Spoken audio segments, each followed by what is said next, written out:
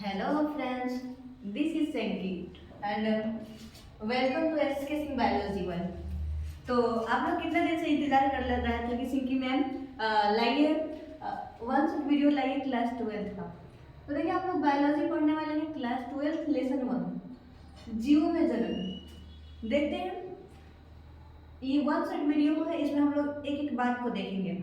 देखिए ये जो लेसन है एग्जाम के व्यू से इम्पोर्टेंट है, ये साथ में साथ ये लेसन सब लेसन का बेस है, इसीलिए लेसन को जानना जरूरी होता है। अगर ये नहीं समझ में आएगा लेसन तो बाकी लेसन उतना ईजी से नहीं समझ में आएगा, इसलिए लेसन को समझिए अच्छा से ध्यान से और देखिए वीडियो को। चलिए जीव में जन्म है, इसमें इतना टॉपिक पढ़ना है।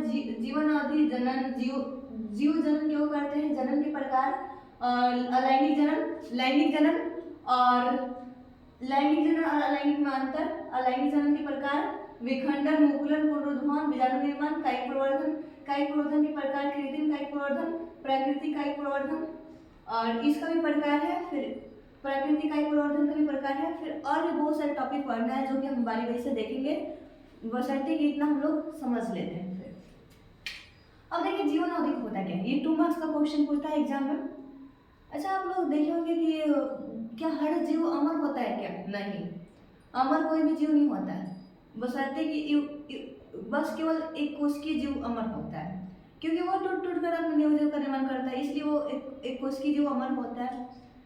तो जीवन अवधि क्या होता है, प्रत्येक जीव जो होता है एक निश्चित अवधि तक जीता है। क्या कोई अमर होता है? नहीं होता है, तो एक निश्चित समय तक जीता है, यानी कि बोल सकते हैं। देखिए ये यहाँ पे हम एक एग्जाम्पल समझाते हैं। ये कोई एक जीव है, सपोज दैट, देखते हैं ये जीव है और ये अभी बर्थ हुआ है, इसका बर्थ हुआ है, फिर यहाँ पे वृद्धावस्था में आ चुका है। अब देखिए जन्म लेके फिर कुछ समय तक बाल्यावस्था में आएगा, फिर किशोरावस्था में आएगा, फिर प्रजननावस्था में आएगा, फिर वृद्धावस्था में आ जाएगा और फिर कुछ दिन के बाद क्या हो जाएगा, भगवान जी से भेंट करने चला जाएगा, यानी कि इसका मृत्यु हो जाएगा। तो देखिए जन्म लिया, मरा, यहाँ पे डेथ लिख देते हैं, डेथ मृत्यु, जन्म मृत्यु, यानी जन्म लिया और जन्म से मृत्यु तक कुछ टाइम लगा कि नहीं लगा, यानी कि जीवों के जन्म से लेकर प्राकृतिक मृत्यु तक के समय को क्या बोलते हैं, जीवन अवधि। देखिए जन्म लिया, जन्म से मृत्यु तक के समय में कुछ टाइम लग रहा है, उसी टाइम को क्या बोलते हैं, जीवन अवधि बोलते हैं। तो देखिए इसका परिभाषा कैसे बोलिएगा, प्रत्येक जीव एक निश्चित समय तक जीता है, यानी कि जीवों के जन्म से लेकर प्राकृतिक मृत्यु तक के समय को जीवन अवधि कहते हैं। अब बात आता है कि आप प्राकृतिक मृत्यु क्यों लगा रही है।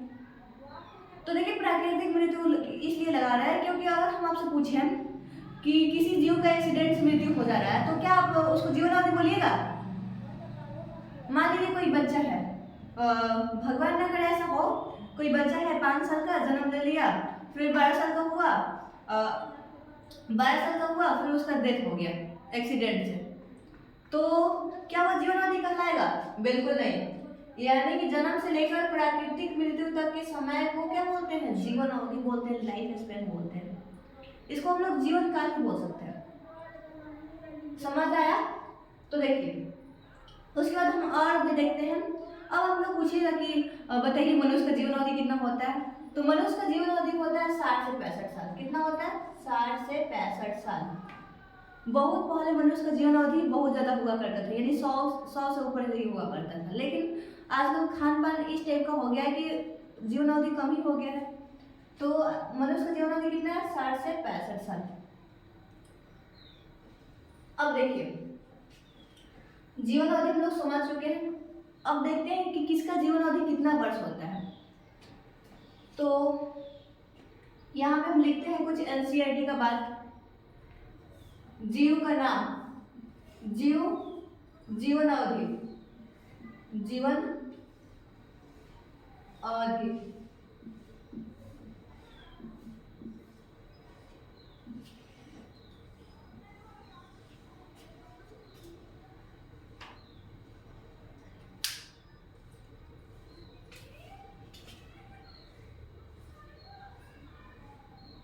पहला मनुष्य, दूसरा कौवा, तोता, गुलाब, हाथी, सिकोया,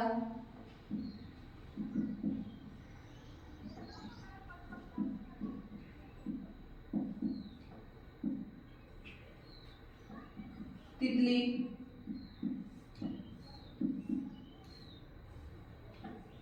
पीपल, कछुआ,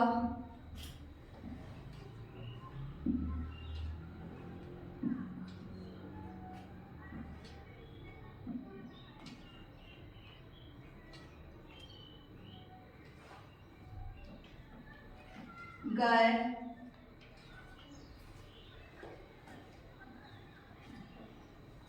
अब देखिए हम लोग देखते हैं मनुष्य जीवनावधि। तो मनुष्य का जीवनावधि कितना होगा? 60 से 65 वर्ष। ये सब लगभग में बताया गया, एकदम वो करेक्ट नहीं है। तो मनुष्य का जीवनावधि 60 से 65, कौवा का 15 वर्ष,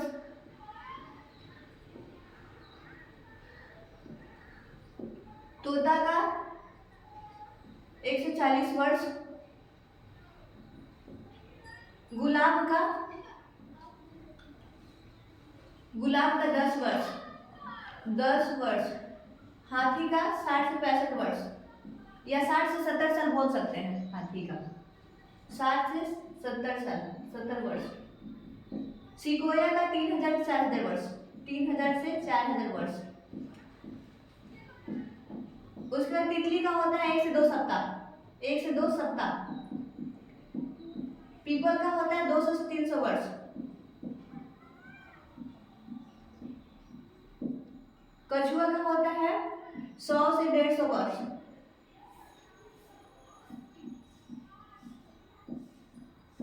गाय का होता है 26 वर्ष।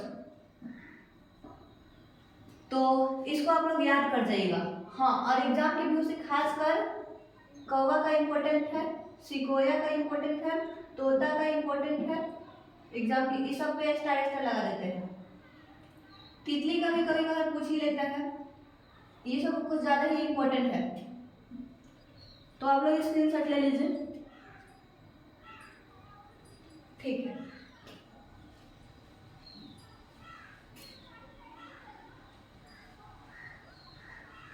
तो हम लोग जीवन अवधि पूरे अच्छे से समझ चुके हैं।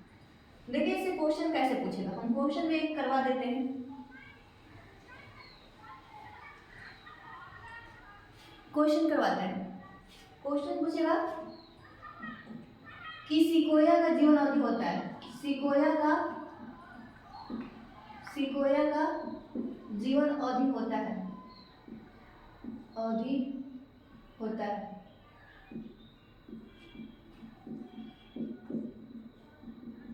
ऑप्शन ए में देगा 200 से 300 वर्ष, बी में 3000 से 4000 वर्ष, सी में 500 से 600 वर्ष, डी में सभी। तो आपके अकॉर्डिंग ये आंसर क्या होना चाहिए? 3000 से 4000 वर्ष। तो बी में टिक लगा दीजिए। चलिए हम लोग खत्म कर चुके हैं जीवन अवधि। अच्छा, जीवन अवधि में एक और हम बात देखते हैं। आप लोग कभी देखे होंगे तोता और कौवा को देखे होंगे, तो तोता और कौवा का लगभग साइज सेम होता है। सेम होता है कि नहीं होता है? होता है। तो इन दोनों का साइज सेम होता है, तो क्या जीवन अवधि साइज पे निर्भर करता है? क्या आकार पे निर्भर करता है? तो नहीं। कौवा, यानी कि एक बात आप लोग नोट में याद रखिएगा कि कौवा और तोता का जीवन अवधि सेम होता है, लेकिन उसके कौवा और तोता का आकार सेम होता है, लेकिन उसका जीवन अवधि में बहुत अंतर होता है। यानी कि जीवन अवधि का आकार से कोई संबंध नहीं होता है। इसको आप लोग याद रखिएगा। चलिए अब हम लोग जानेंगे जन्म होता क्या है। जीवन अवधि समझ चुके हैं, जन्म से पहले जीवन अवधि था। अब हम लोग देखेंगे जन्म होता क्या है। अच्छा, हम लोग जनन को प्रजनन भी बोल सकते हैं। तो देखिए जनन, इसका इंग्लिश होता है रिप्रोडक्शन। क्या होता है? रिप्रोडक्शन। रिप्रोडक्शन। देखिए रिप्रोडक्शन दो शब्दों से मिलकर बना है, री और प्रोडक्शन। इसको हम तोड़ के लिख देते हैं, री और प्रोडक्शन।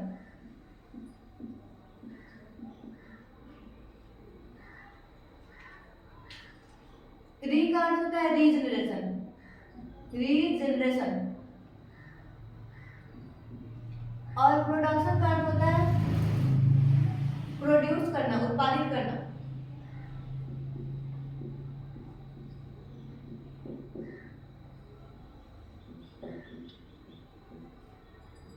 यानी कि देखो, जनन का मतलब होता है पुनः उत्पादित करना, यानी जनन एक ऐसी प्रक्रिया है जो पुनः चलते रहता है, यानी पुनः उत्पादित होते रहता है।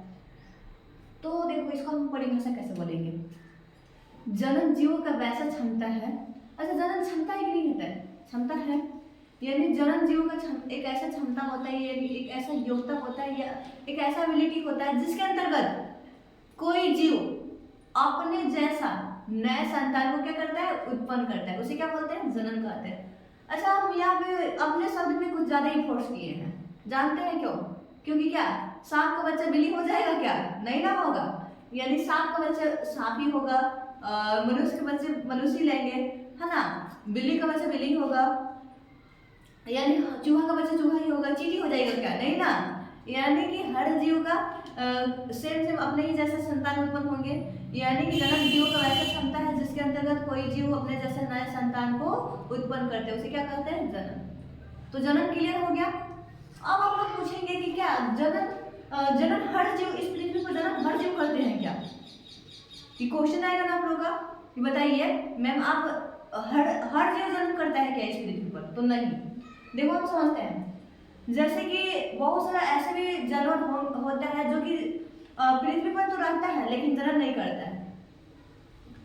तो जैसे कि आप लोग देखे होंगे हिरना, हिरना, उसके बाद हो जाएगा खच्चर। ये जो होता है पृथ्वी पर तो रहता है लेकिन जनन नहीं करता है। इसमें क्रॉस करवा के अलग अलग जीव में क्रॉस करवा, जैसे नर गधा मादा घोड़ी लीजिएगा, नर गधा और मादा घोड़ी लीजिएगा तो खच्चर बनेगा, और लिंग बदल लीजिएगा तो हिरना बन जाएगा। तो जरूरी नहीं है कि पृथ्वी पर जितना भी जीव है वो जनन करेगा। यानी कि इससे एक बात निकल के आता है, जनन जीव के लिए जरूरी है लेकिन ये जरूरी नहीं है कि जनन हर जीव करेगा ही करेगा। समझ आया? तो हम लोग जनन जान चुके। अब हम लोग जानेंगे कि बताइए मैम कि जीव जनन तो हम लोग जान चुके हैं। अब जीव जनन क्यों करते हैं? आखिर जनन काहे करता है कोई जीव? क्वेश्चन आएगा। तो देखिए जनन जीव काहे करता है इसको हम समझते हैं।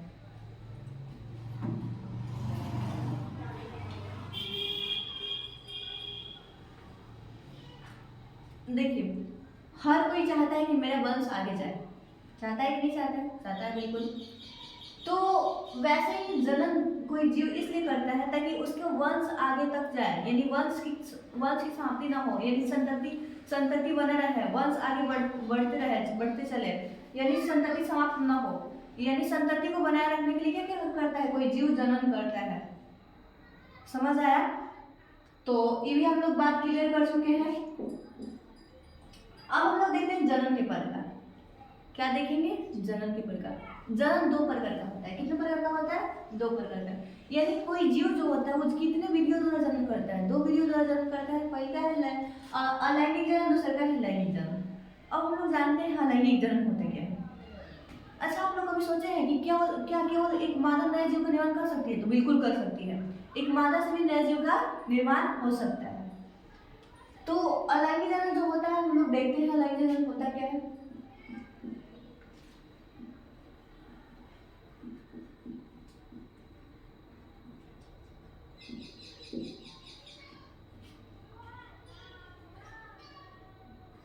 इसका इंग्लिश होता है असेक्सुअल रिप्रोडक्शन, असेक्सुअल रिप्रोडक्शन।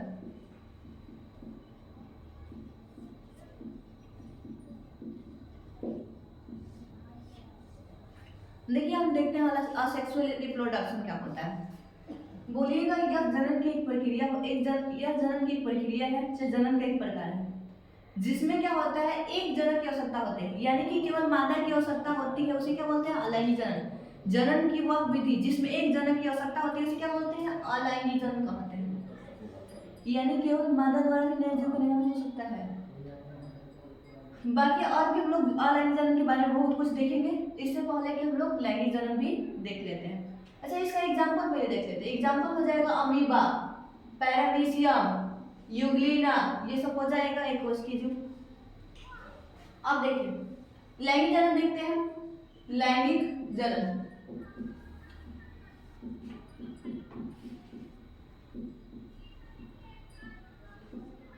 इसका इंग्लिश होता है सेक्सुअल रिप्रोडक्शन। सेक्सुअल रिप्रोडक्शन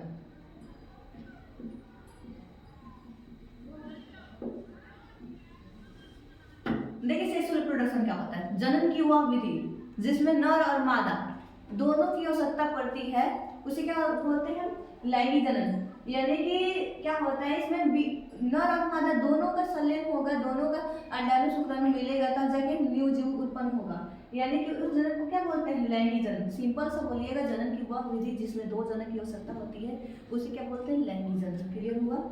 चलिए अब हम लोग देखेंगे लैंगिक और अलैंगिक में अंतर। क्या देखेंगे? लैंगिक और अलैंगिक में अंतर। तो इसको हम दर्ज करते हैं।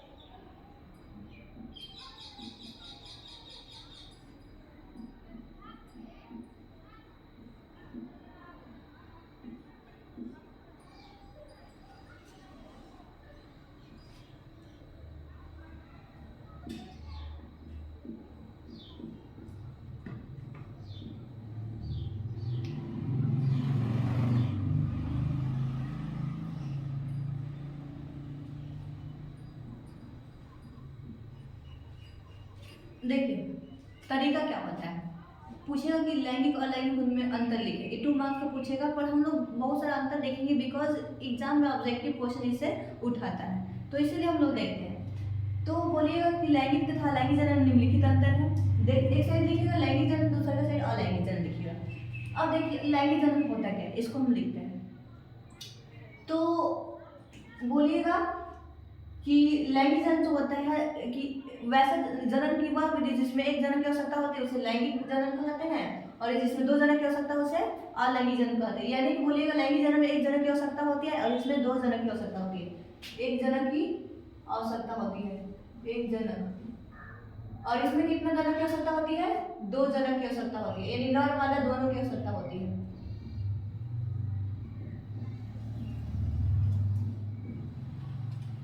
अब देखिए विभिन्नताएं उत्पन्न होती है, विभिन्नताएं उत्पन्न होती है, उत्पन्न होती है। इसमें विभिन्नताएं उत्पन्न नहीं होती है।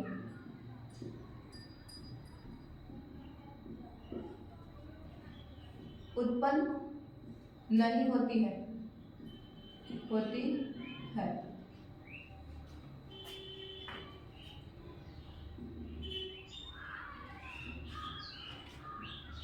इससे उत्पन्न संतान को क्लोन कहते हैं, नहीं कहते हैं, क्लोन नहीं कहते हैं, नहीं कहते हैं, क्लोन कहते हैं, क्लोन कहते हैं।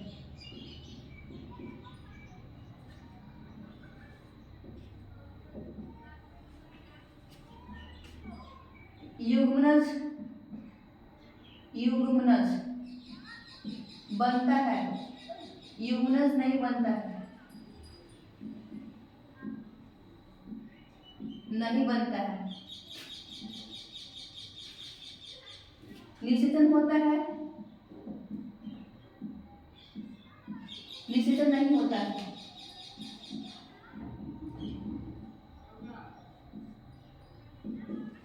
इससे उत्पन्न संतान को काउंट कर सकते हैं, इससे उत्पन्न संतान को काउंट नहीं कर सकते हैं।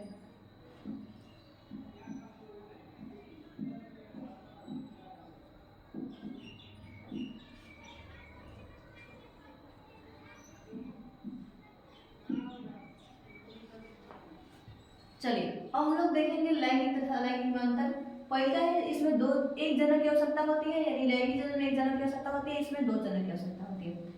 और लैंगिक जन्म में क्या होता है, विविधताएं उत्पन्न होती है, और अलैंगिक जन्म में क्या होता है, विविधताएं उत्पन्न नहीं होती है। अब देखिए आप लोग इसको समझते हैं, क्या आप लोग अपने मम्मी पापा के हूबहू समान है क्या?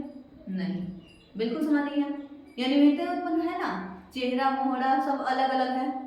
अच्छा आप लोग देखा कि घर में कोई संतान उत्पन्न होता है तो बगल की आंटी वगैरह दादी वगैरह आई होती है, सब बोलती है कि एकर आँख एकर मम्मी जैसन बाटे, एकर पैर इसका दादी जैसा है। कहीं ना कहीं कुछ मिलता है, पर वो सब कुछ मिल जाता है क्या? नहीं, नहीं मिलता है। यानी कि लैंगिक जन्म में क्या होता है, विविधताएं उत्पन्न होती है, और अलैंगिक जन्म में विविधताएं उत्पन्न नहीं होती है। अब देखिए लैंगिक जन्म से उत्पन्न संतान को क्या कहते हैं? क्लोन कहते हैं। क्या कह सॉरी देखिए इसको एक और बात समझा रहे थे, विविधताएं उत्पन्न नहीं होती है। हाँ, क्या हम लोग विविधता वाला समझ रहे थे? तो लैंगिक में समझ चुके हैं विविधताएं उत्पन्न नहीं, विविधता उत्पन्न होती है, अलैंगिक में विविधताएं उत्पन्न नहीं होती है, यानी कि आप लोग देखिएगा तो इसमें उत्पन्न नहीं होगा। अब देखिए क्लोन समझते हैं। क्लोन लैंगिक जन्म में क्लोन नहीं बनता है, जबकि अलैंगिक जन्म में क्लोन बनता है। इसको हम थोड़ा देर बाद समझाएंगे क्लोन क्या है। युग्मन समझिए, लैंगिक जन्म से उत्पन्न संतान में क्या होता है, लैंगिक जन्म युग्मनज बनता है, जाइगोट बनता है। जाइगोट क्या होता है, जब नर युग्मक शुक्राणु और मादा युग्मक अंडाणु आपस में मिल जाता है तो इस प्रक्रिया को युग्मनज, इससे जो बनता है उसे युग्मनज कहते हैं। इसमें युग्मनज नहीं बनता है, जाहिर सी बात है अकेले है तो कहाँ से युग्मनज बनेगा। अब देखिए निषेचन क्या होता है, शुक्राणु और अंडाणु मिल रहा है तो इस प्रक्रिया को क्या बोलते हैं, निषेचन। तो इसमें निषेचन होगा, इसमें निषेचन नहीं होगा। इससे उत्पन्न संतान को काउंट कर सकते हैं, और इससे उत्पन्न संतान को काउंट नहीं कर सकते, यानी गिन नहीं सकते हैं।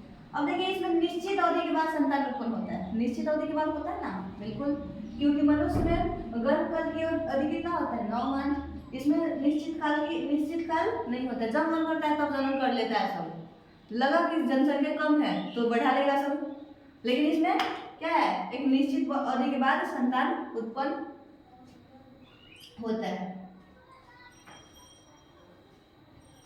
चलिए अब हम लोग इसको, आप लोग स्क्रीनशॉट ले लीजिए, फिर हम मिटाते हैं। हो गया, चलिए।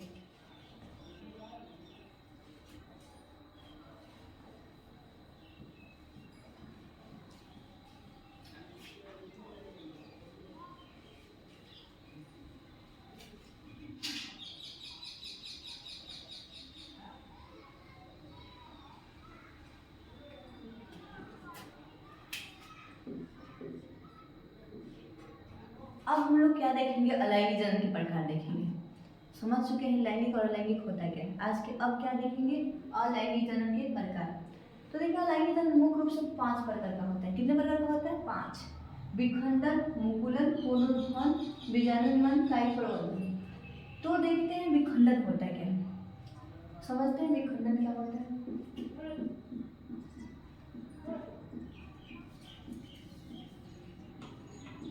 फिजन,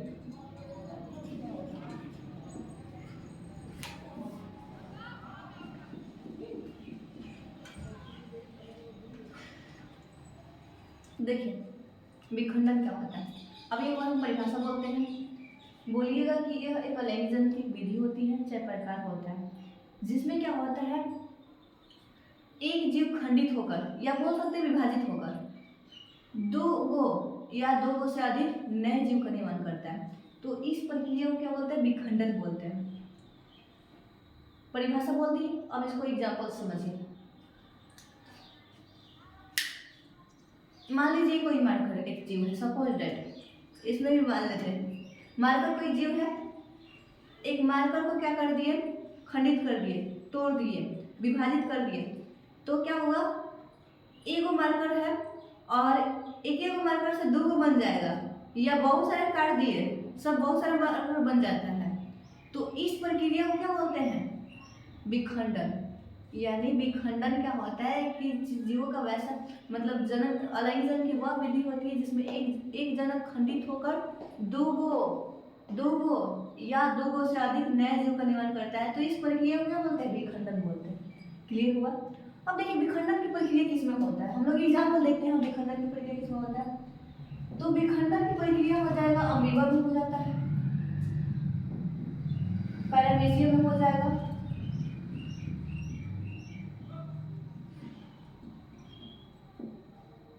यूग्लिना में हो जाएगा।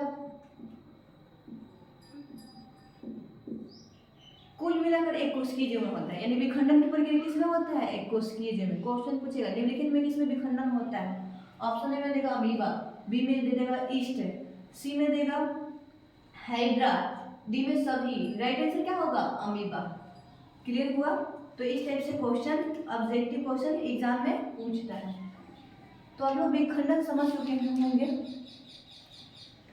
अब देखिए इसको हम ड्राइंग के साथ ड्राइंग दिखा देते हैं। ड्राइंग देख लीजिए तो आप लोग अमीबा का, देखिए ये अमीबा का ड्राइंग है जिसमें दिखाया गया है विखंडन को। ये जनक अमीबा है, फिर धीरे धीरे उसका केंद्रक वृद्धि किया है, फिर केंद्रक वृद्धि करके 1 से 2 को केंद्रक हो गया, फिर दोनों थोड़ा सा अलग अलग हुआ है, फिर लास्ट में संतति उत्पन्न हो गया है। यानी कि संतति अमीबा उत्पन्न हो गया है। तो इसमें अमीबा में कौन सा विखंडन होता है, द्विविखंडन होता है। ये हम अभी देखेंगे। अब देखिए यहाँ पे एक बात समझने वाला, देखिए समझिए अमीबा क्या हो रहा है, खंडित होकर या ये 2 गो या 2 गो से अधिक नए जीव का निर्माण कर रहा है। इस प्रकार तो विखंडन को 2 भागों में बांट सकते हैं ना, बिल्कुल बांट सकते हैं। तो विखंडन को 2 भागों में बांटा गया, द्विविखंडन, बहुविखंडन। हम लोग देखते हैं द्विविखंडन क्या होता है। द्विविखंडन, बहुविखंडन।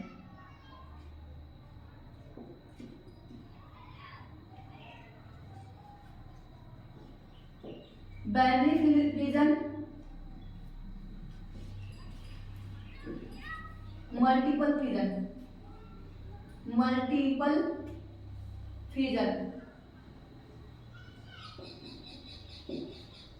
अब बात बताएं कि द्विविखंडन क्या होता है और बहुविखंडन क्या होता है। तो हम लोग देखते हैं द्विविखंडन क्या होता है। बोलिएगा कि यह विखंडन का एक प्रकार है जिसमें क्या होता है, एक जीव खंडित होकर 2 नए जीव का निर्माण करता है। तो इस प्रक्रिया को क्या बोलते हैं, द्विविखंडन कहते हैं। एक जीव खंडित होकर 2 को निर्माण करता है नए जीव का, उसे क्या बोलते हैं, द्विविखंडन। एग्जाम्पल क्या हो जाएगा, इसका हम एग्जाम्पल देखते हैं। अमीबा में कौन सा विखंडन होता है, द्विविखंडन होता है। बाकी पैरामीशियम में भी द्विविखंडन होता है, यूग्लिना में भी होता है। तो अब देखिए हम लोग बहुविखंडन देखेंगे। बहुविखंडन क्या होता है, बहुविखंडन भी बोलिएगा अलैंगिक जनन, सॉरी बोल सकता है अलैंगिक जनन, लेकिन बोलेंगे विखंडन की प्रकार होता है जिसमें क्या होता है, एक जीव खंडित होकर 2 से अधिक नए जीव का निर्माण करता है। इसे क्या बोलते हैं, बहुविखंडन बोलते हैं। क्लियर हुआ। एग्जाम्पल बोल दीजिएगा प्लाज्मोडियम, प्लाज्मोडियम। अब आप पूछेगा कि मैम आप मुझे बताइए प्लाज्मोडियम क्या होता है। तो प्लाज्मोडियम एक परजीवी है। क्या है, परजीवी है जिसको प्रोटिस्टा जगत के अंतर्गत रखा गया है। किसके अंतर्गत रखा गया है, प्रोटिस्टा। देखिए प्लाज्मोडियम क्या होता है, हम लोग सुने होंगे मलेरिया एक रोग है जो कि क्या होता है, प्लाज्मोडियम की वजह से होता है। जो कि ये प्लाज्मोडियम जानते हैं आप लोग कहाँ होता है, प्लाज्मोडियम मादा एनोफिलीज मच्छर के लाल के अंदर होता है, जो कि हम लोग को काटता है। मलेरिया रोग किससे होता है, मच्छर काटने से। कौन सा मच्छर काटने से, मादा एनोफिलीज मच्छर काटने से। तो मादा एनोफिलीज मच्छर जब किसी इंसान को काटने जाती है, जैसे मान लीजिए यहाँ पे बैठ गई मादा एनोफिलीज मच्छर, तो यहाँ बैठेगी तो क्या होगा, काटेगा मेरे को, है ना। तो जैसे ही काटेगा काटेगी तो क्या होगा, मेरे अंदर अपना लाइट छोड़ देगी, तो यहाँ पे क्या हो जाएगा, प्लाज्मोडियम छोड़ देगी। लाइट के अंदर क्या होता है, प्लाज्मोडियम होता है। प्लाज्मोडियम जाके हमारे शरीर में क्या होगा, बहुत सारा बहुगुणन करेगा, बहुत सारा विभाजन करेगा, यानी बहुविखंडन करेगा और अपनी संख्या को बढ़ाना स्टार्ट करेगा, फिर मलेरिया रोग हो जाएगा। क्लियर हुआ? तो समझ गए आप लोग प्लाज्मोडियम क्या होता है। अब देखिए हम लोग तो विखंडन देख चुके हैं, अब हम लोग समझेंगे मुकुलन क्या होता है। इसको आप लोग स्क्रीनशॉट लेना चाहेंगे तो ले सकते हैं।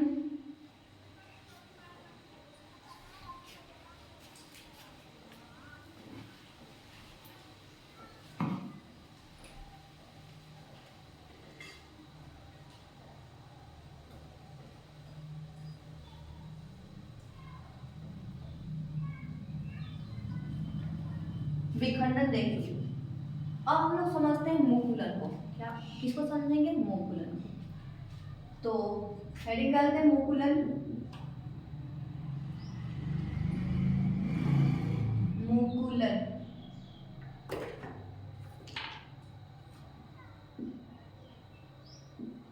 इसका इंग्लिश होता है body. Body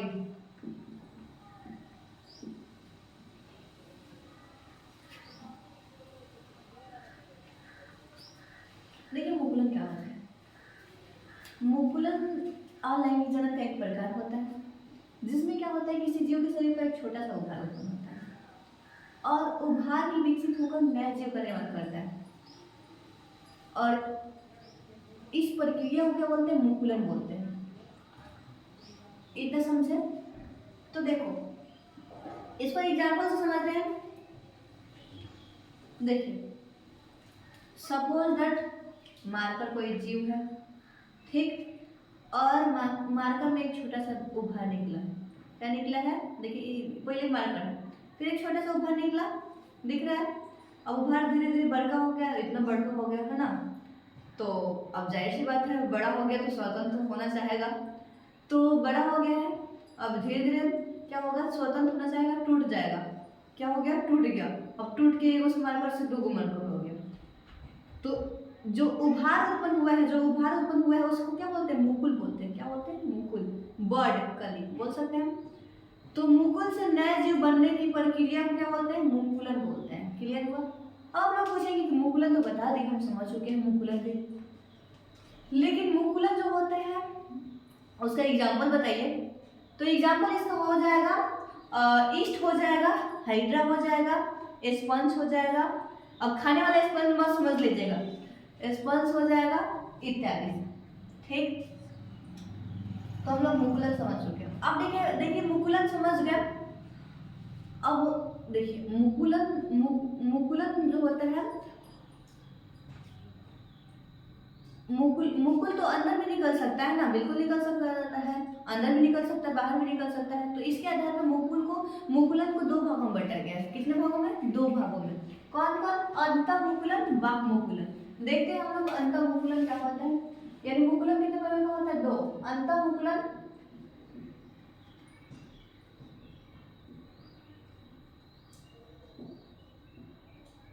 बाह्यमुकुलन।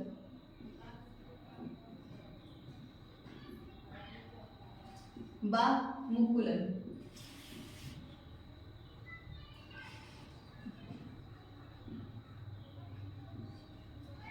Internal body, external body, English छोड़ देते हैं।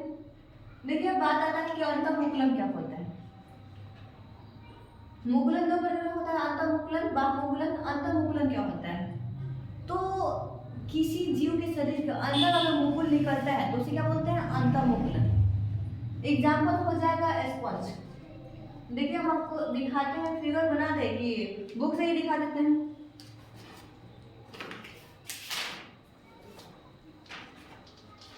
देखिए ये क्या है, स्पंज है, स्पंज का ड्राइंग है, जिसमें क्या होता है, ये जो बना है उसको बोलते हैं अर्क्यूसाइड, और बहुत सारा जो है ये सब गोला गोला तरह से मुकुल निकला है, इसको बहुत सारे समूह को बोलते हैं, हम जेन्यूल बोलते हैं, यानी कि जेन्यूल होता है। तो देखिए इसको हम बना ही देते हैं, इससे समझ नहीं आएगा।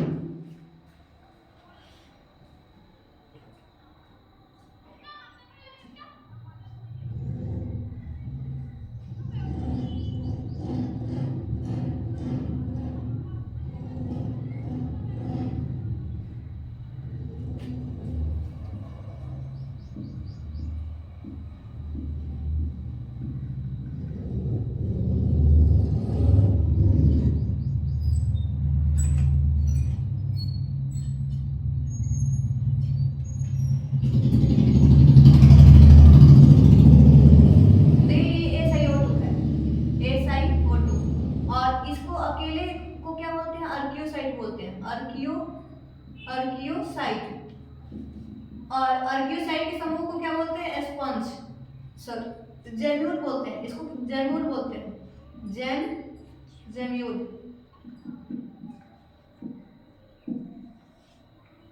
जेम्यूल बनता है, और ये पूरा ड्राइंग किसका है? स्पंज का। यानी देखिए समझिए, थोड़ा अच्छा से लिख देते हैं, जेम्यूल स्पंज। देखिए इससे एक ऑब्जेक्टिव क्वेश्चन पूछता है जो कि एनसीईआरटी ने दिया है पर बुझाता नहीं है। तो देखिए समझिए, एक क्वेश्चन पूछेगा कि जेम्यूल बनता है, जेम्यूल बनता है तो क्या बोलिएगा?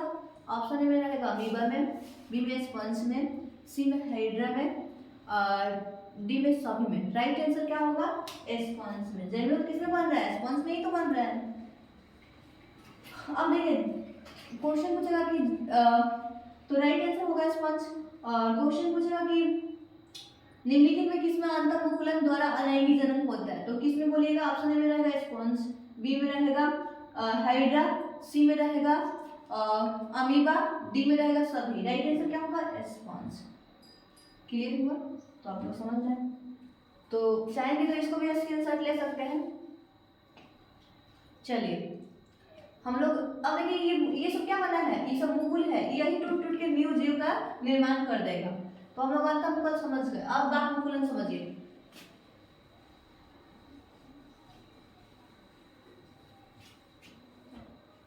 बाह्यमुकुलन क्या होता है? किसी जीव के शरीर का अगर बाहर मुकुल निकलता है तो उसे क्या बोलते हैं? बाह्यमुकुलन कहते हैं।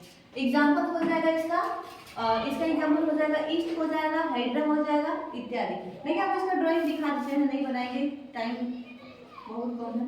देखिए ये हाइड्रा है, हाइड्रा का ड्राइंग है, यहाँ पे कलिका निकला हुआ है, तो आप देख सकते हैं। इसके अलावा एक और दिखाते हैं, ईस्ट का ड्राइंग है।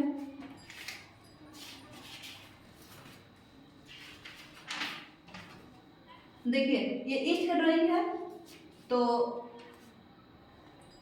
इसमें देखिए ये छोटा सा मुकुल निकला है और मुकुल द्वारा ही नए जीव का विकास होगा। तो हम लोग मुकुलन भी खत्म कर चुके हैं। अब देखते हैं पुनरुद्भव।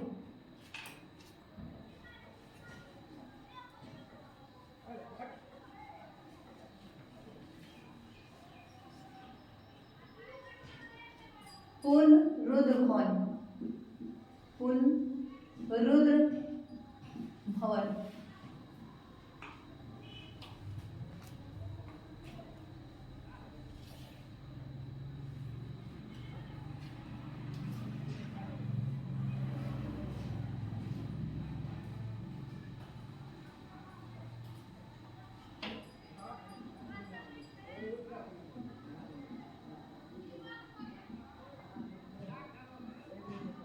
रीजनरेशन,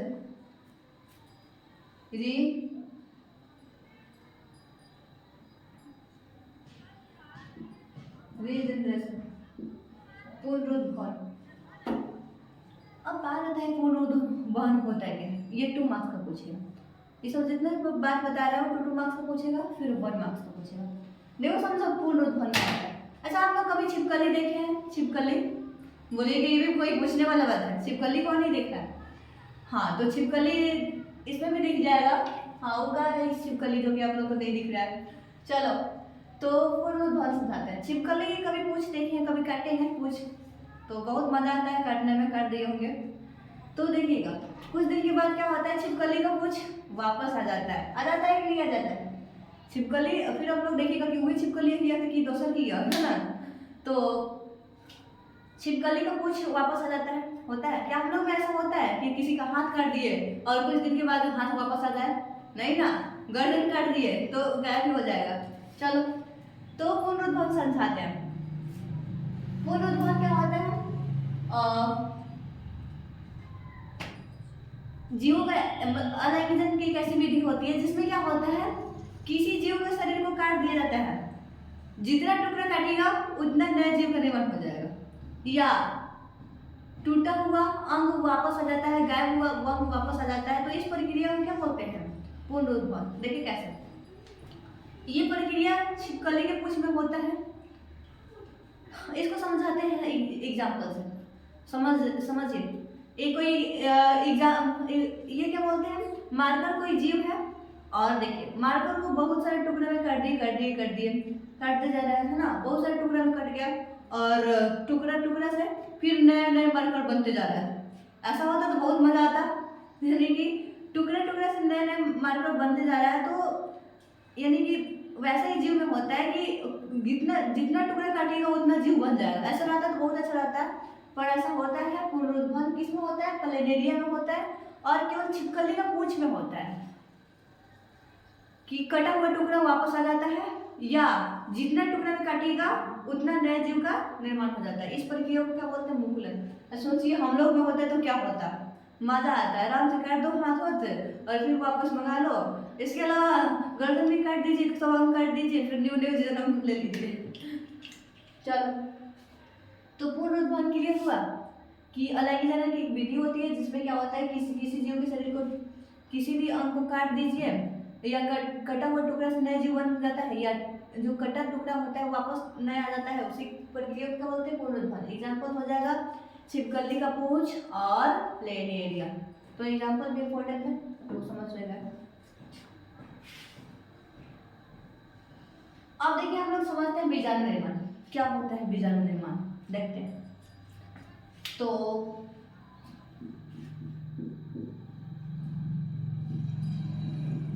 बीजाणु निर्माण स्पोरुलेशन,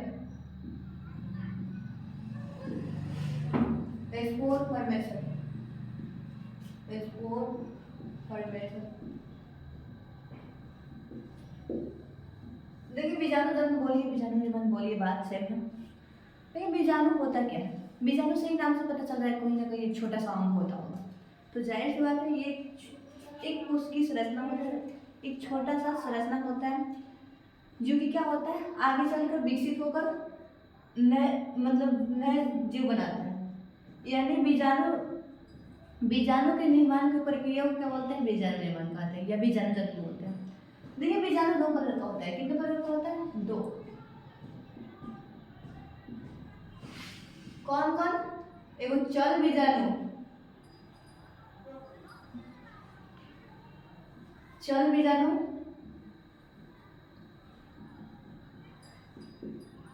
और दूसरा का क्या है, अचल बीजाणु, अचल बीजाणु।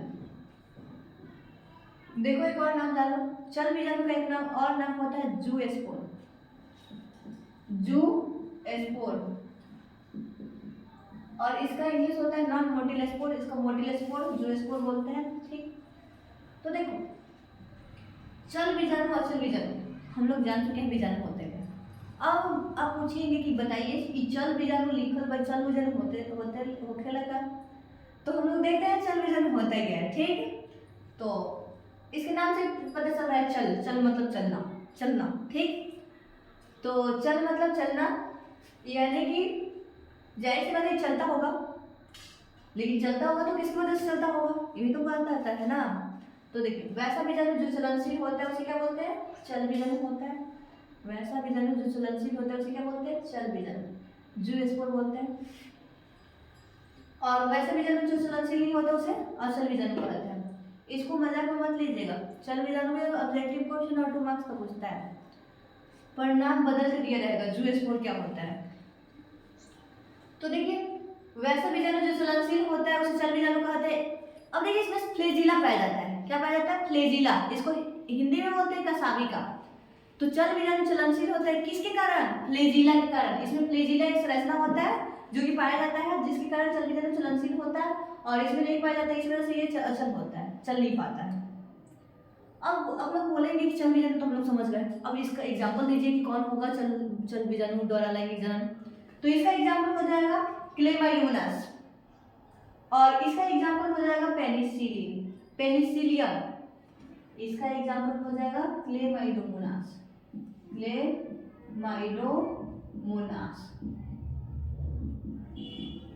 और इसका हो जाएगा पेनिसिलियम।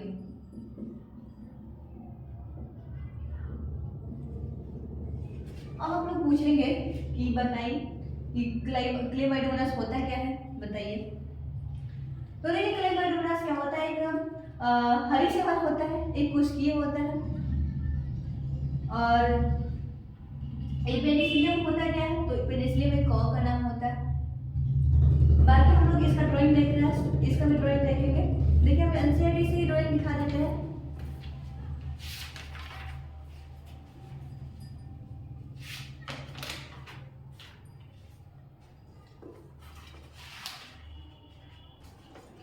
देखिए इक्लेमाइडोमोनास का ड्राइंग है। ये जो दिख रहा है संरचना वो फ्लैजिला है, दिख रहा है आप लोगों को, ये फ्लैजिला है।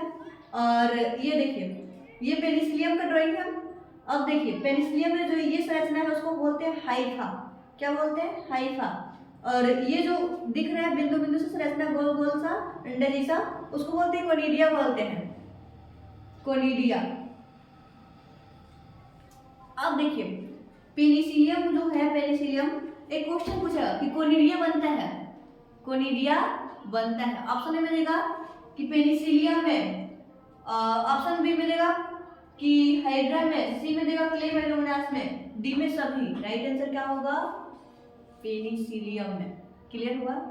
चलो अब नेक्स्ट क्वेश्चन इससे पूछेगा कि निम्नलिखित में अलाइनिजन जो स्पोर द्वारा किसमें होता है? ऑप्शन में देगा क्लेमाइडोमोनास, बी में पेनिसिलियम, सी में अमीबा में, डी में सभी। राइट आंसर क्या होगा?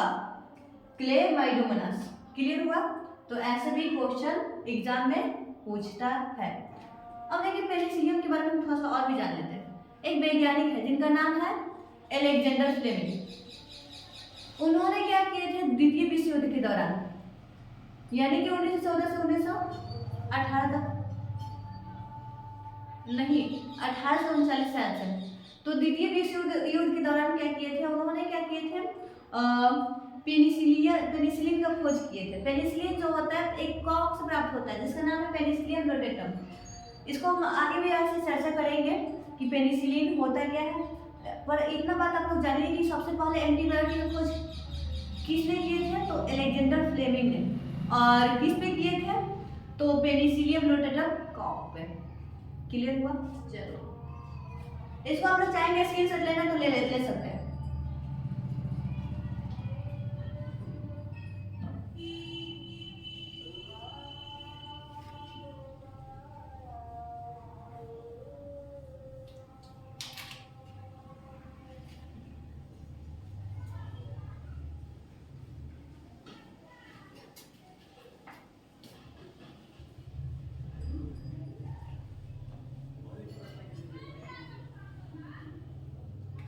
देखिए हम लोग पुनरुत्थान भी पढ़ चुके हैं, मुकुला भी पढ़ चुके हैं, पुनरुत्थान भी पढ़ चुके हैं, गुजारिन भी पढ़ चुके हैं, इसका प्रकार भी जान चुके हैं। अब हम लोग जानेंगे कायिक प्रवर्धन क्या होता है। देखो कायिक प्रवर्धन समझते हैं तो कायिक प्रवर्धन कुछ ज्यादा ही वीवीआई है।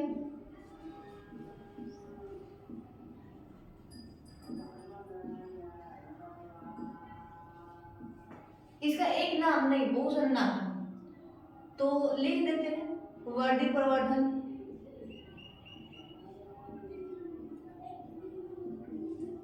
वर्दी जनन,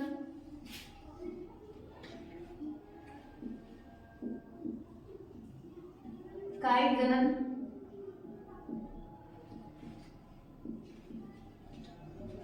इसका इंग्लिश होता है वेजिटेटिव प्रोपागेशन या वेजिटेटिव रिप्रोडक्शन। तो देखिए कायिक प्रवर्धन को हम लोग समझते हैं। अच्छा इसको समझाने से पहले हम आप लोग को कुछ बात समझाते हैं। देखिए 5 साल का लड़का या 5 साल का लड़की क्या न्यू संतान को उत्पन्न कर सकता है? क्या कर सकता है? बिल्कुल नहीं। तो कब जन्म कर सकता है, कब रिप्रोडक्शन कर सकता है? जब वो रिप्रोडक्टिव फेज में आएगा, प्रजनन अवस्था में आएगा तब जन्म कर सकता है। एक और बात, कोई मनुष्य है क्या हाथ से नए जीव का निर्माण हो सकता है क्या उसके? नहीं ना। लेकिन पहले के जमाने में ऐसा होता था जब भगवान जी लोग थे तो पार्वती जी थी अपने हाथ से ही न्यू जन्म, उसके हाथ के मैल से ही न्यू बच्चे को जन्म दे दी। पर ऐसा नहीं होता है। देखिए यानी मनुष्य में भी 2 अंग होता है, कायिक अंग होता है और एक जनिक अंग होता है। तो वैसे ही पेड़ पौधा में 2 अंग होता है। पेड़ पौधे में दो भाग होते हैं, कौन कौन हम लोग देखते हैं।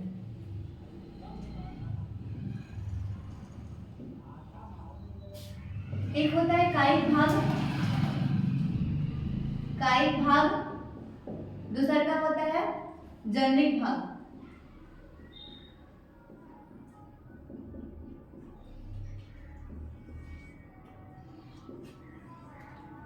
अब हम लोग पूछेंगे कि बताइए कायिक भाग क्या होता है, जनिक भाग क्या होता है।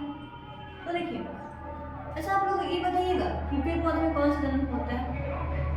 तो देखिए आप लोगों को पता नहीं होगा, तो देखिए कौन सा जन्म होता है, तो दोनों होता है, क्या बोलते हैं, लैंगिक जन्म भी होता है और अलैंगिक जन्म भी होता है। देखिए कैसे हम बताते हैं कि कौन सा जन्म कैसे होगा। देखिए अगर आप लोग गुलाब लगा दिए, गुलाब का डाली काट के लगा दिए, तो वो कौन सा जन्म हो गया, अलैंगिक जन्म हो गया। अगर गुलाब के फूल को मतलब फूल से बीज बना के और उसको लगा रहे हैं, तो वो कौन सा जन्म होगा, लैंगिक जन्म होगा। यानी दोनों जन्म होता है, लैंगिक भी होता है अलैंगिक भी होता है। तो यहाँ पर हम लोग किसके बारे में पढ़ रहे हैं, अलैंगिक जन्म के बारे में।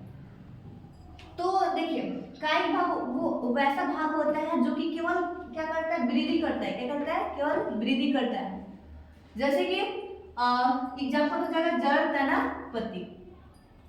और जनिक भाग क्या होता है, जनिक भाग पुष्प को जनिक भाग बोलते हैं।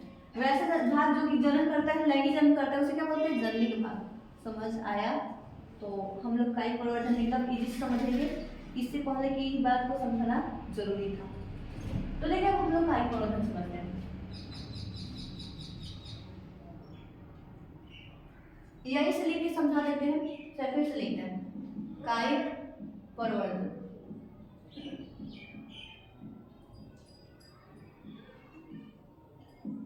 देखिए कायिक मतलब कायिक भाग, कायिक मतलब कायिक भाग, परिवर्तन का मतलब होता है विकास। क्या होता है, विकास। देखो हम लिखते हैं कायिक भाग,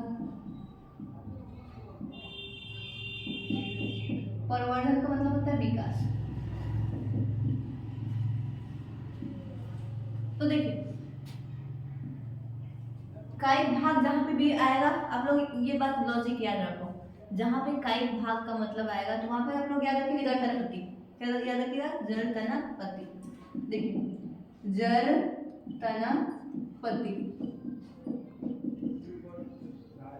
यानी कि बोलिएगा कायिक परिवर्तन क्या होता है, अलैंगिक जन्म की वह विधि है, वह प्रकार है जिसमें क्या होता है, जड़, तना, पत्ती से नए जीव का विकास होता है। तो इस प्रक्रिया को क्या बोलते हैं, कायिक परिवर्तन। यानी कि बोलिएगा अलैंगिक जन्म की वह विधि जिसमें पुष्प को छोड़कर पौधे के कायिक भाग, जड़, तना, पत्ती से नए पौधे का विकास होता है, उसे क्या बोलते हैं, कायिक परिवर्तन। क्लियर हुआ, इसको रटना पड़ेगा नहीं ना, तो आप लोग परिभाषा भी खुद बना सकते हैं। समझ आया, तो आप लोग इसको स्क्रीनशॉट ले सकते हैं।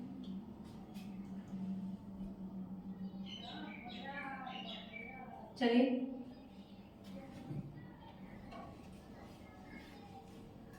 अब हम लोग कायिक परिवर्तन भी समझ चुके हैं।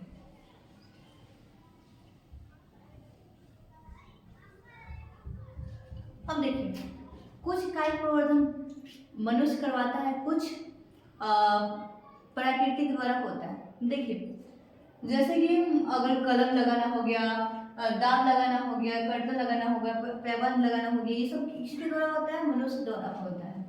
और जो प्राकृतिक द्वारा जैसे जड़, तना, पत्ती से अपने नए पौधे का विकास हो जाएगा, तो उसे क्या बोलते हैं, प्राकृतिक बोलते हैं। तो देखिए कृत्रिम कायिक परिवर्तन बोलिएगा कि दो प्रकार का होता है, कृत्रिम कायिक परिवर्तन और प्राकृतिक कायिक परिवर्तन। कृत्रिम कायिक परिवर्तन जो होता है मुख्य रूप से तीन प्रकार का होता है, कर्तन लगाना, दांत लगाना, पैबंद लगाना। प्राकृतिक कायिक परिवर्तन जो होता है मुख्य रूप से तीन होता है, जड़, तना, पत्ती। तो देखिए बाकी हम लोग जानते हैं कि कर्तन लगाना क्या होता है। अच्छा हम लोग कर्तन लगाने का मतलब समझते हैं, कोई पौधा ऐसे लिए हैं और लेके क्या कर कीजिएगा, पौधा को थोड़ा सा उसकी डंडी को चाहे कहीं से भी थोड़ा सा काट लेना है, थोड़ा सा काट के उसको क्या करना है। अच्छा आप लोग कभी ईंट बोए हैं, ईंट, तो ईंट को क्या करते हैं, काट देते हैं और उसमें थोड़ा सा निकला हुआ रहता है जिसको कली बोल सकते हैं। तो काट के और उसको यानी कि पौधे के किसी छोटा भाग को काट दिया जाता है, जिसको क्या बोलते हैं, कर्तन। यानी कर्तन द्वारा नए पौधे का विकास को क्या बोलते हैं, कर्तन लगाना। ऐसे भी नए पौधे का विकास होता है। बोलिएगा, किसी पौधे के छोटे टुकड़ा काट देते हैं और काटा हुआ टुकड़ा को कर्तन बोलते हैं, और कर्तन द्वारा नए पौधे का विकास को क्या बोलते हैं, कटिंग बोलते हैं, कर्तन लगाना बोलते हैं। क्लियर हुआ? देखिए आप लोग समझ सकते हैं, आप लोग ये टुकड़ा है और इससे नए पौधे का विकास कर दिया जाए तो इसे क्या बोलते हैं, कर्तन लगाना। देखो समझो, नेक्स्ट दाब लगाना। दाब लगाने का मतलब होता है, आप लोग कभी ऐसे भी देखे होंगे कोई लतर वाला पौधा, चाहे नींबू वगैरह देखे होंगे, उसमें क्या किया जाता है, उसकी डाली को झुका दिया जाता है, उसकी मुलायम तना को झुका के और उसको थोड़ा सा काट दिया जाता है, और इस टाइप से काटा जाता है कि पूरा ना कटे, काट के और उसको मिट्टी में थोड़ा सा हला दिया जाता है, यानी रोक दिया जाता है, और उससे जड़ नीचे निकल जाता है और फिर उससे नए पौधे का विकास हो जाता है। तो इस प्रक्रिया को क्या बोलते हैं, दाब लगाना। और पैबंद लगाना समझिए। पैबंद लगाना का दाब वाला समझ गया है ना, ऐसे ही झुका दीजिए और यहाँ से कट जाएगा, फिर न्यू पौधे का जन्म हो जाएगा। पैबंद लगाना। अच्छा, आप लोग ऐसे हो सकता है कि किसी खराब नस्ल के ऊपर अच्छे नस्ल का पौधा उगा सके, बिल्कुल हो सकता है। किसी खराब नस्ल वाले पौधा को क्या करना है, इस टाइप से काट देना है, इस टाइप से भी टाइप का काट देना है, और उसी खराब नस्ल के ऊपर किसी अच्छे नस्ल का पौधा को भी काट देना है, और वो भी टाइप का काट देना है। खराब नस्ल के ऊपर अच्छे नस्ल वाला पौधा को रोपित करने की प्रक्रिया को क्या बोलते हैं, पैबंद लगाना। क्लियर हुआ? तो आप लोग इतना समझ गए। अब हम लोग समझेंगे प्राकृतिक कायिक प्रवर्धन। तो देखिए, प्राकृतिक कायिक प्रवर्धन समझते हैं।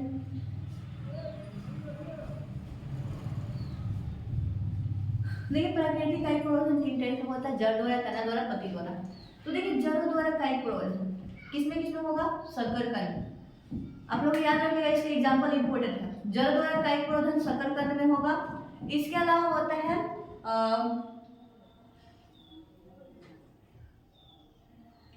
शकरकंद, और बहुत सारा होता है जो कि याद नहीं आ रहा, चलो देखते हैं। तो जड़ द्वारा कायिक प्रवर्धन शकरकंद, इसका इंग्लिश होता है स्वीट पोटैटो।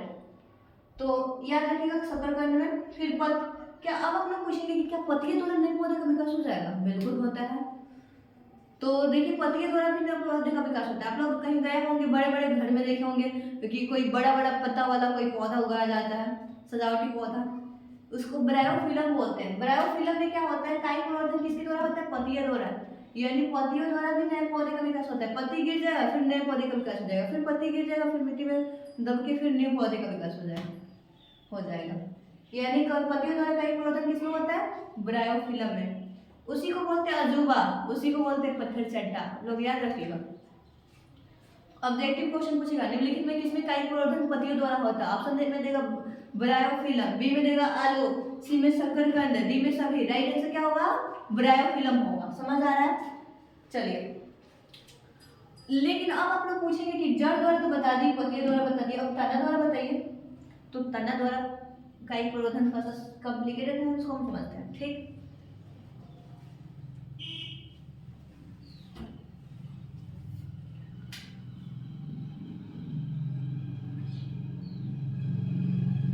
तना द्वारा कायिक प्रवर्धन 3 टाइप का होता है। कितने टाइप का होता है? 3। देखिए, हम समझते हैं कौन कौन। भूमिगत तना, भूमिगत तना, वायवीय तना, अवायवीय तना, अवायवीय तना।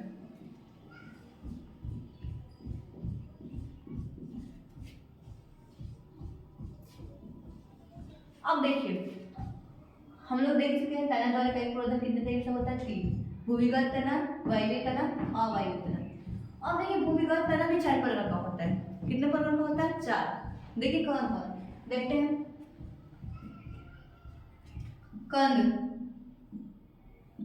प्रकंद,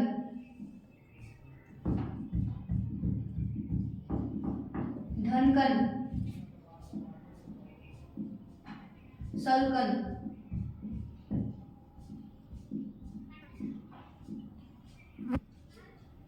इसका इंग्लिश होता है ट्यूबर, इसका राइजोम, इसका कॉम, इसका बल्ब। अब देखिए भूमिगत तना चार प्रकार का होता है, कंद, प्रकंद, घनकंद, धनकंद, सलकंद। कंद, प्रकंद, धनकंद, सलकंद। आप लोग याद रखिएगा, इसका इंग्लिश भी याद रखना है, इससे थोड़ा सा एग्जाम्पल याद रखना है। कंद क्या होता है, प्रकंद क्या होता है, धनकंद क्या होता है, सलकंद, ये सब जरूरत नहीं है, इसका एग्जाम्पल इंपॉर्टेंट है। देखिए समझिए एग्जाम्पल क्या होगा। आलू में कायिक प्रवर्धन किसके द्वारा होता है, कंद द्वारा। अब अदरक हल्दी, अदरक हल्दी,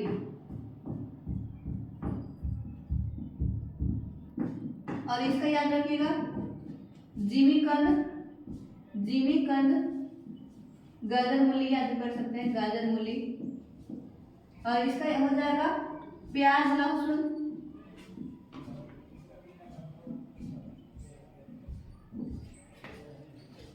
देखिए भूमिगत तना चार प्रकार का होता है, कंद, प्रकंद, धनकंद, सलकंद। कंद का एग्जाम्पल हो जाएगा आलू, अदरक हल्दी किसका एग्जाम्पल, प्रकंद का।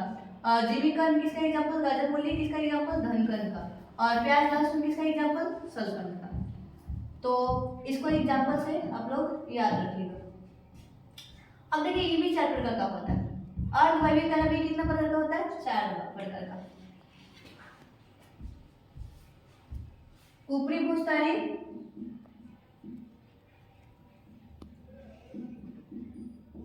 अंतः भूस्थानी,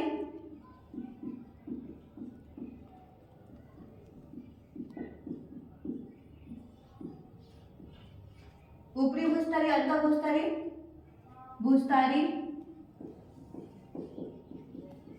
भूस्थानी का।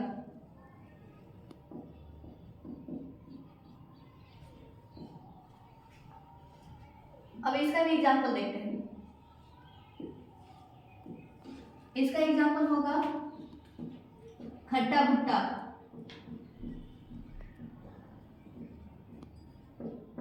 इसका हो जाएगा एग्जाम्पल पुदीना, इसका एग्जाम्पल हो जाएगा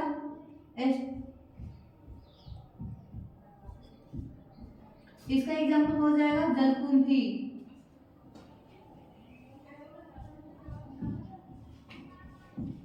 तो देखिए हम लोग समझ हैं तना द्वारा कायिक प्रवर्धन कितनी देर का होता है, भूमिगत तना, वायवीय तना, अर्धवायवीय तना।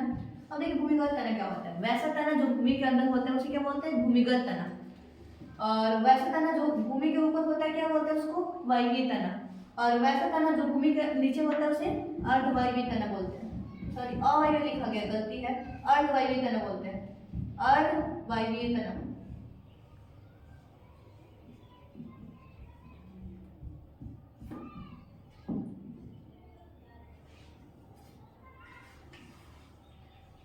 फिर से समझते हैं, वैसा तना जो भूमि के नीचे होता है उसे भूमिगत तना, और वैसा तना जो भूमि के ऊपर होता है उसे वायवीय तना, और अर्धवायवीय तना वैसा तना जो भूमि के आधा ऊपर आधा नीचे होता है उसे अर्धवायवीय तना कहते हैं। अब देखिए वायवीय तना जो भूमिगत तना जो होता है वो चार प्रकार का होता है, कंद, प्रकंद, धनकंद, सलकंद।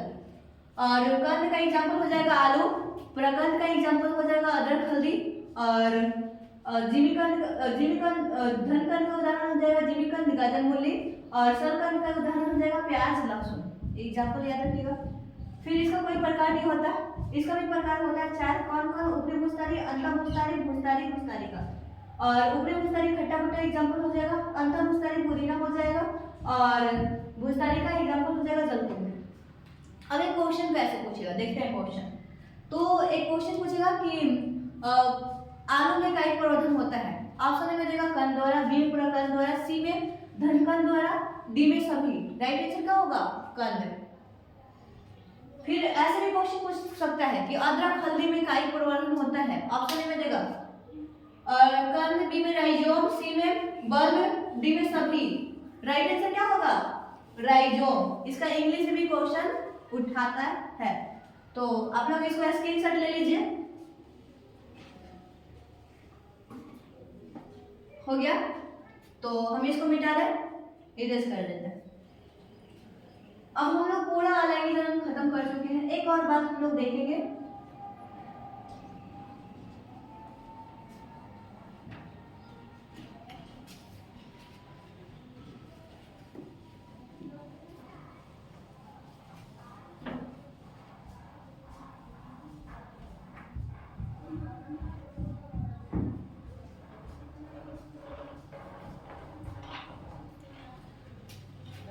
देखिए पौधा दो प्रकार का होता है, पौधा दो प्रकार का होता है।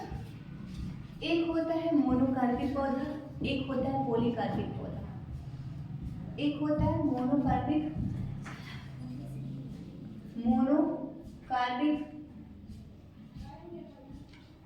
दूसरा का होता है पॉलीकार्पिक।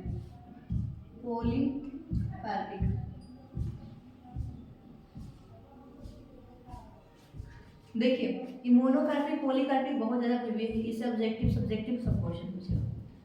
पौधा दो प्रकार का होता है, मोनोकार्पिक पॉलीकार्पिक। तो देखिए अब बात आता है मोनोकार्पिक पौधा क्या होता है, फिर पॉलीकार्पिक पौधा क्या होता है। तो मोनोकार्पिक पौधा होता है, मोनो मतलब एक, पॉली मतलब बहुत सारा। तो वैसा पौधा जो जीवन में केवल एक बार पुष्प देता है, कितने बार पुष्प देता है, केवल एक बार। यानी वैसा पौधा जो जीवन में केवल एक बार पुष्प देता है उसे क्या बोलते हैं, मोनोकार्पिक पौधा। और जो हर वर्ष पुष्प देता है उसे क्या बोलते हैं, पॉलीकार्पिक पौधा। अब हम लोग पूछेंगे कि मोनोकार्पिक, हम लोग तो जान चुके हैं कि जो जीवन में एक बार पुष्प देगा उसे मोनोकार्पिक पौधा बोलेंगे, और जो बार बार पुष्प देता रहता है उसे पॉलीकार्पिक पौधा। अब एग्जाम्पल बताइए आप, बात आएगा ना कि एग्जाम्पल बताइए। तो एग्जाम्पल हो जाएगा इसका नीला कुरेंजी, कुनियाला, एस्टेबिलेंथस। अब आप लोग नाम सुने भी नहीं है तो छोड़ो उसको, फिर हम देखते हैं बांस नाम सुने होंगे जरूर। बांस जो होता है वो कौन सा पौधा का एग्जाम्पल हो जाएगा, मोनोकार्पिक। तो बांस जो होता है वो जीवन में 50 से 100 वर्ष के बाद केवल एक बार पुष्प देता है। कितने वर्षों के बाद, 50 से 100 वर्षों के बाद, ये आप लोग याद रखिएगा। फिर नीला कुरेंजी भी जो होता है वो 2006 में पुष्पित हुआ था, तमिलनाडु और केरला में उत्पन्न होता है, पहाड़ी इलाकों में। तो नीला कुरेंजी 12 वर्षों के बाद पुष्प देता है, एक बार केवल पुष्प देता है। तो क्वेश्चन पूछता है ऑब्जेक्टिव क्वेश्चन कि बांस में पुष्पन की प्रक्रिया होता है, ऑप्शन है 50 से 100 वर्ष के बाद, बी में 100 से 150 वर्ष के बाद, ऐसे ही करके ऑप्शन देगा। तो राइट आंसर क्या होगा, 50 से 100 वर्ष के बाद। फिर क्वेश्चन पूछा निम्नलिखित में कौन मोनोकार्पिक पौधा है, ऑप्शन ए में देगा नीला कुरेंजी, बी में देगा बांस, सी में एस्टेबिलेंथस, डी में सभी। राइट आंसर क्या होगा, सभी। क्लियर हुआ। अब इसका एग्जाम्पल हो जाएगा आम, अमरूद, पपीता, पॉलीकार्पिक का। क्लियर हुआ। तो हम लोग अलैंगिक जनन को पूरी तरह से एंड कर चुके हैं। अब हम लोग देखते हैं लैंगिक जनन को। इसको आप लोग चाहेंगे तो स्क्रीनशॉट ले सकते हैं, यहाँ पे हम कुछ और भी लिख देते हैं। बांस 50 से 100 वर्ष, नीला कुरेंजी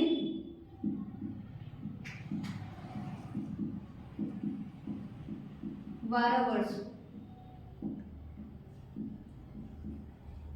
इसका हो जाएगा एग्जाम्पल आम, अमरूद, पपीता, आम, अमरूद, पपीता। चलिए इसको स्क्रीनशॉट लीजिए जल्दी से, ले लिए, ठीक।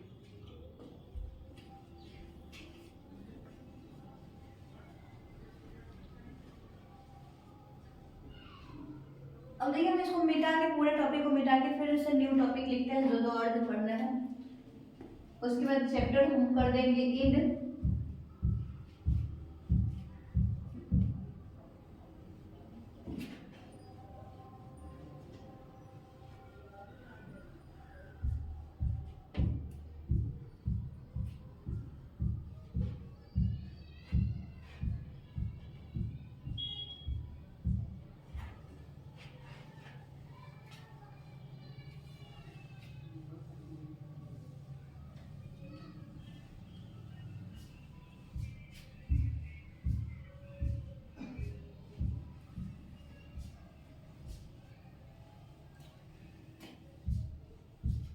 जल्दी भी दस्ट हो ही नहीं रहा है, मैं थक ही नहीं रहा।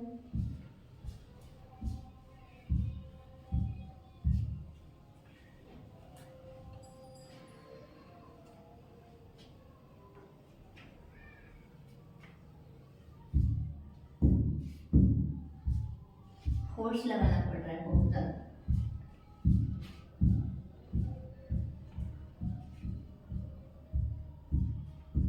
चलिए अब हम लोग देखते हैं लैंगिक जनन के बारे में। लैंगिक जनन, लैंगिक जनन की घटना है। लैंगिक जनन की घटना है।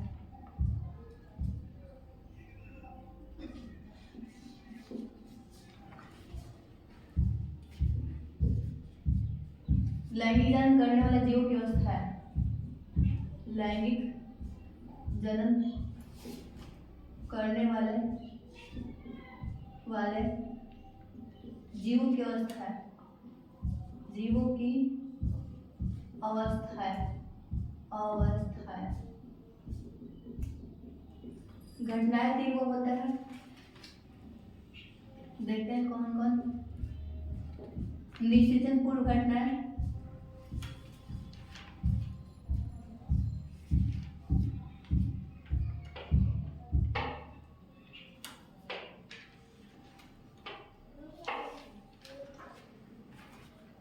निषेचन पूर्व घटना, निषेचन पोस्ट घटना।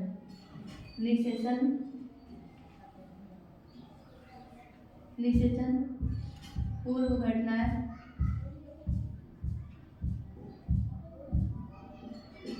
निषेचन पोस्ट घटना। निषेचन पोस्ट घटना।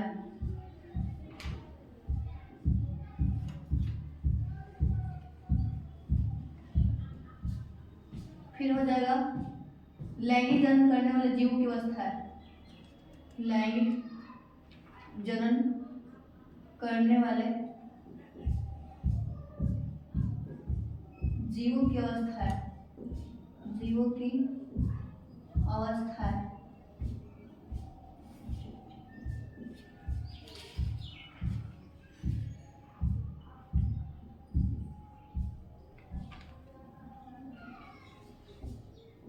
किशोरावस्था,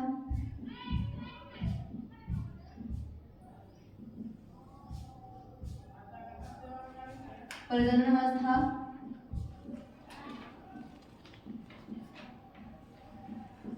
कायिक प्रवस्था नहीं, कायिक प्रवस्था नहीं, वृद्ध अवस्था, इसको जीर्णावस्था।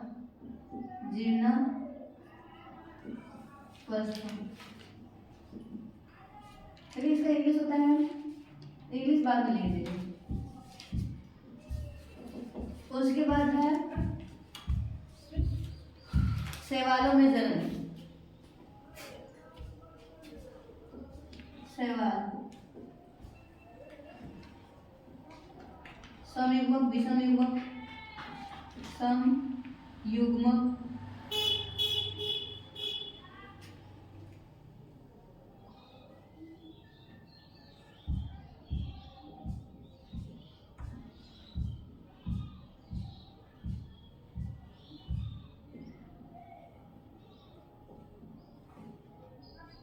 असमयुग्मक,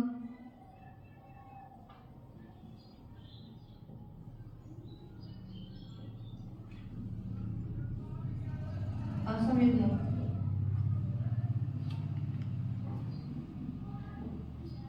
समयुग्मक, विषमयुग्मक, असमयुग्मक।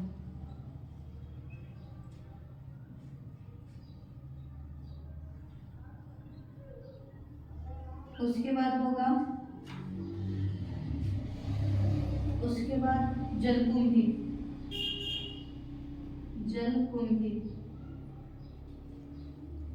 उसके बाद है ऋतुस्राव चक्र।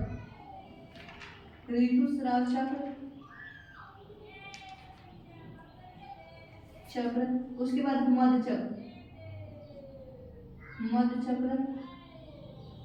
उसके बाद लेसन एंड, उसके बाद लेसन हो जाएगा। तो हम लोग फिर देखते हैं लैंगिक जन्म के बारे में एक एक बार बारी बारी सबको देखेंगे, फिर लेसन एंड कर देंगे। तो देखिए लैंगिक जन्म, लैंगिक जन्म हम लोग देखे थे कि जन्म की वह विधि होती है जिसमें दो जनों की आवश्यकता होती है, यानी नर मादा दोनों की आवश्यकता होती है, इसे क्या बोलते हैं? लैंगिक जन्म कहते हैं। आप लोग देख चुके थे। अब हम बताए थे कि लैंगिक जन्म से उत्पन्न संतान विभिन्नताएं उत्पन्न होता है, यानी हम अपने मम्मी के पापा के हूबहू समान होते हैं? नहीं होते हैं, बिल्कुल नहीं होते। तो ये हम लोग देख चुके थे। अब देखिए लैंगिक जन्म जो होता है, लैंगिक जन्म करने वाले जीवों की अवस्था है, इसको पहले देखेंगे फिर हम लोग घटनाएं देखेंगे। तो जितना भी इस पृथ्वी पर लैंगिक जन्म करता है, जितना भी जीव जो लैंगिक जन्म करता है, उसकी जीवन की 3 अवस्थाएं होती है। कितनी अवस्था होती है? बायोलॉजी के अनुसार 3 अवस्था होती है, बाकी साइकोलॉजी के अनुसार 5 अवस्था होता है, बाल्यावस्था इस टाइप से करके। पर हम लोग बायोलॉजी के अनुसार 3 अवस्था जानेंगे, किशोरावस्था, प्रजनन अवस्था, जीर्णावस्था। अब बात आता है किशोरावस्था क्या होता है, फिर हम लोग देखेंगे प्रजनन अवस्था क्या होता है, जीर्णावस्था क्या होता है, बताइए। तो आप लोग पूछ रहे हैं तो बता ही देते हैं सब किसी को पहले से। देखिए किशोरावस्था पहले देखेंगे, इसका इंग्लिश होता है जुवेनाइल फेज, किशोरावस्था।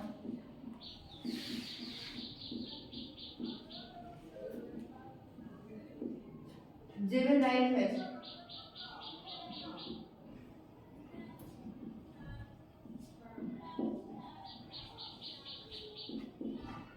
क्या होता है? किशोरावस्था। तो देखिए किशोरावस्था क्या होता है, इसको बोल सकते हैं यह जीवन चक्र की पहली अवस्था होती है। इस अवस्था में क्या होता है, जीव के शरीर में तेजी से वृद्धि होने लगता है। ऐसा आप लोग देखे होंगे जब क्या होता है कि धीरे धीरे बच्चा बड़ा होता है, बाल्यावस्था में आता है, फिर बाल्यावस्था में धीरे धीरे जाके और उसके शरीर में लगातार जल्दी तेजी से वृद्धि होता है। तेजी से वृद्धि हुआ, हम लोग 8 से 9 बच्चे देखे होंगे, जब 8 से 9 में जाता है सब तो कहीं ना कहीं बहुत जल्दी वृद्धि होने लगता है।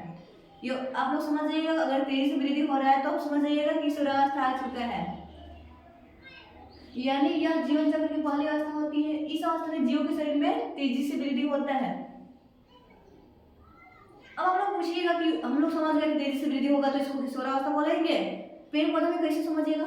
तो पेड़ पौधे में भी तेजी से वृद्धि होता है। अगर पेड़ पौधे में तेजी से वृद्धि होगा तो उसका अलग नाम होगा, जानते हैं क्या नाम होता है? तो बता ही देते हैं, कायिक अवस्था। अगर पेड़ पौधे में तेजी से वृद्धि हो रहा है तो इस प्रवस्था को क्या बोलते हैं? कायिक प्रवस्था।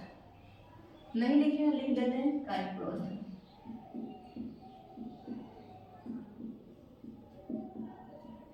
समझ आया? तो एक क्वेश्चन पूछता है कि पेड़ पौधे में तेजी से वृद्धि को कहते हैं, ऑप्शन ए में किशोरावस्था, बी में कायिक प्रवस्था, सी में प्रजनन अवस्था, डी में सभी। राइट आंसर क्या होगा? कायिक प्रवस्था। समझ आया कि नहीं आया? आया। अब देखिए हम लोग समझ गए किशोरावस्था, अब हम लोग देखते हैं प्रजनन अवस्था, रिप्रोडक्टिव फेज। प्रजनन अवस्था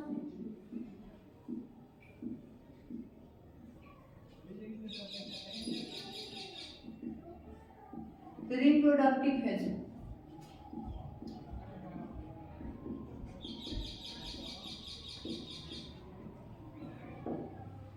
अच्छा हम प्रजनन पढ़ा दिए, प्रजनन अवस्था पढ़ा दिए, अवस्था ना देके चरण भी दे सकता है। समझ रहे हैं आप लोग? कहीं से भी क्वेश्चन पूछा तो दिक्कत नहीं होना चाहिए।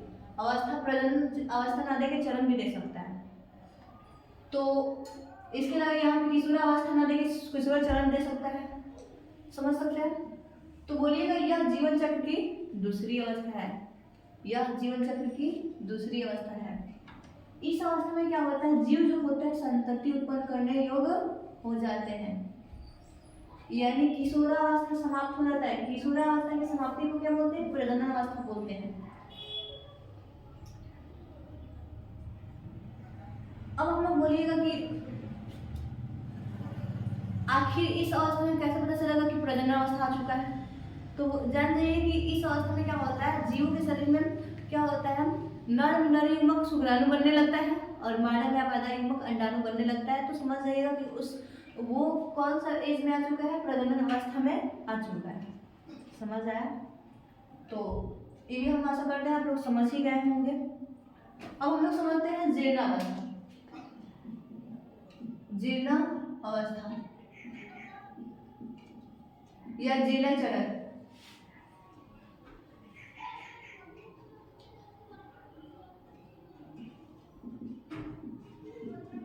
इसका इंग्लिश होता है Sen second phase. Sen second phase.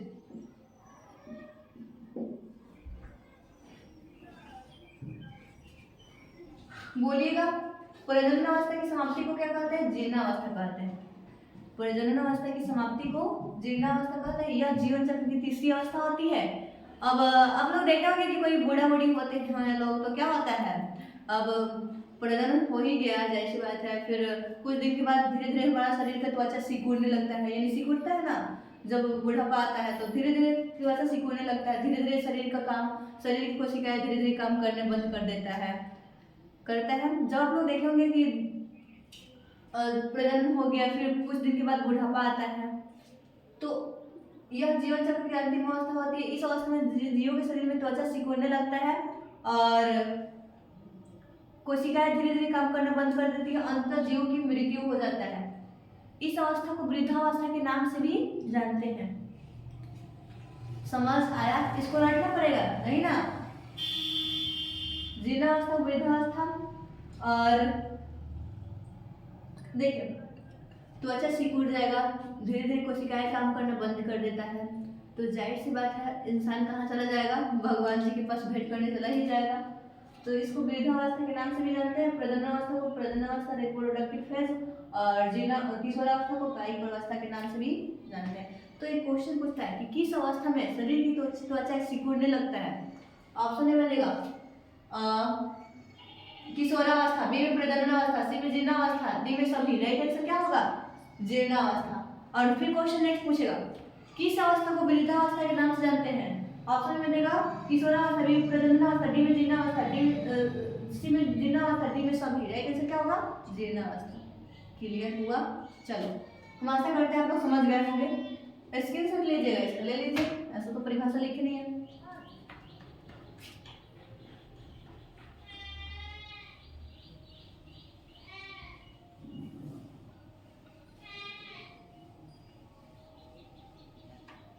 ये हम लोग समझ चुके हैं तीनों अवस्था। अब हम लोग समझेंगे लैंगिक जनन की घटना है। क्या समझेंगे? लैंगिक जनन की घटना है। इस पृथ्वी पर जितना भी जीव लैंगिक जनन करता है उसके जीवन की 3 घटनाएं होती है। कितनी घटनाएं होती है? 3। कौन कौन? निषेचन पूर्व घटना, निषेचन पश्च घटना, प्री फर्टिलाइजेशन, फर्टिलाइजेशन और पोस्ट फर्टिलाइजेशन। तो देखिए निषेचन पूर्व घटना हम लोग समझते हैं। निषेचन पूर्व घटनाएं क्या होता है? बोलिएगा। निषेचन के पहले, पूर्व मतलब पहले, पश्चात मतलब बाद में। बोलिएगा कि निषेचन के पहले घटित होने वाला घटनाएं को क्या बोलते हैं? निषेचन पूर्व घटना। निषेचन पूर्व घटना।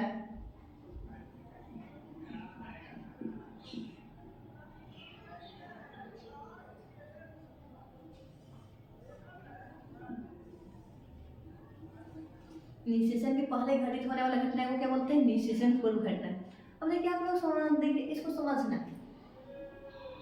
अब हम लोग बोलेंगे कि निषेचन पूर्व घटना तो बता दी कि निषेचन के पहले घटित होता है तो निषेचन पूर्व घटना का। अब होता है क्या इसमें? पहले घटित होगा तो निषेचन पूर्व घटना बोलेंगे, लेकिन इसमें होता क्या है?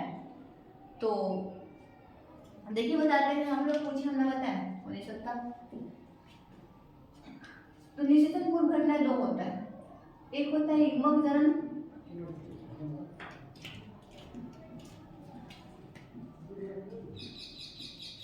दो है युग्मक स्थानांतरण। युग्मक स्थानांतरण।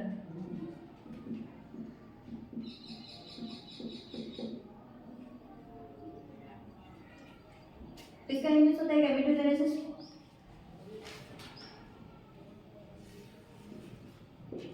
इसका इंग्लिश होता है गैमेट ट्रांसफर। Gamete transfer.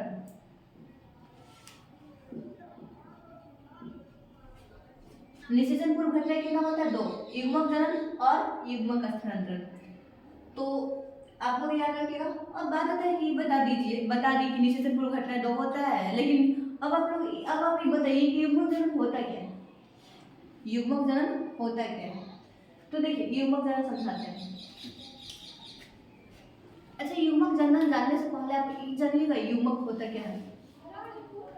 तो देखिए युग्मक जो होता है इसका इंग्लिश होता है गैमेट। जीवों के अंदर पाया जाने वाला एक परिपक्व कोशिका होता है, कौन? युग्मक, जिसके अंदर गुणसूत्र जो होता है जोड़ी में नहीं होता है। युग्मक जीवों के शरीर के अंदर पाया जाने वाला एक परिपक्व कोशिका होता है जिसके अंदर गुणसूत्र जोड़ी में नहीं होता है। और युग्मक क्या होता है? 2 प्रकार का होता है, एक नर युग्मक और एक मादा युग्मक। नर युग्मक को शुक्राणु बोलते हैं, मादा युग्मक को अंडाणु बोलते हैं। क्लियर हुआ? तो युग्मक कैसा होता है? अगुणित होता है। तो युग्मक के निर्माण की प्रक्रिया को क्या बोलते हैं? युग्मक जनन। युग्मक के निर्माण की प्रक्रिया को युग्मक जनन कहते हैं। अब देखो, अच्छा बताओ तो युग्मक स्थानांतरण, स्थानांतरण का मतलब क्या होता है? यहाँ से हम यहाँ पे गए, क्या हो गए? स्थानांतरित हो गए। बोलेंगे कि कॉपी उधर से उधर रख दो, यानी स्थानांतरित कर दो। तो वैसे ही युग्मक में स्थानांतरित होता है। तो अच्छा बताइए, तो नर युग्मक चलनशील होता है कि मादा युग्मक चलनशील होता है? तो नर युग्मक चलनशील होता है। तो नर बोलिएगा, नर युग्मक को मादा युग्मक के पास जाने की प्रक्रिया को क्या बोलते हैं? युग्मक स्थानांतरण। क्लियर हुआ? ये 2 मार्क्स का पूछता है। बोलिएगा क्या? नर युग्मक को मादा युग्मक के पास जाने की प्रक्रिया को युग्मक स्थानांतरण कहते हैं।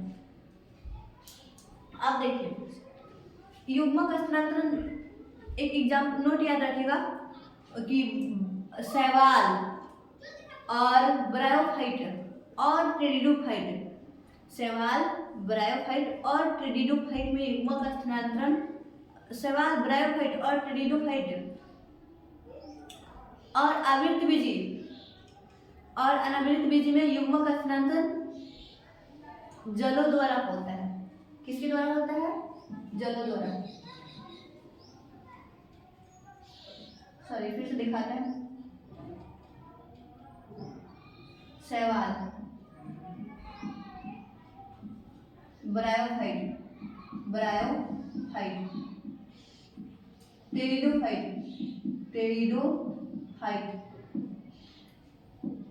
में युग्मक स्थानांतरण जलों द्वारा होता है। जलों द्वारा युग्मक स्थानांतरण, युग्मक स्थानांतरण।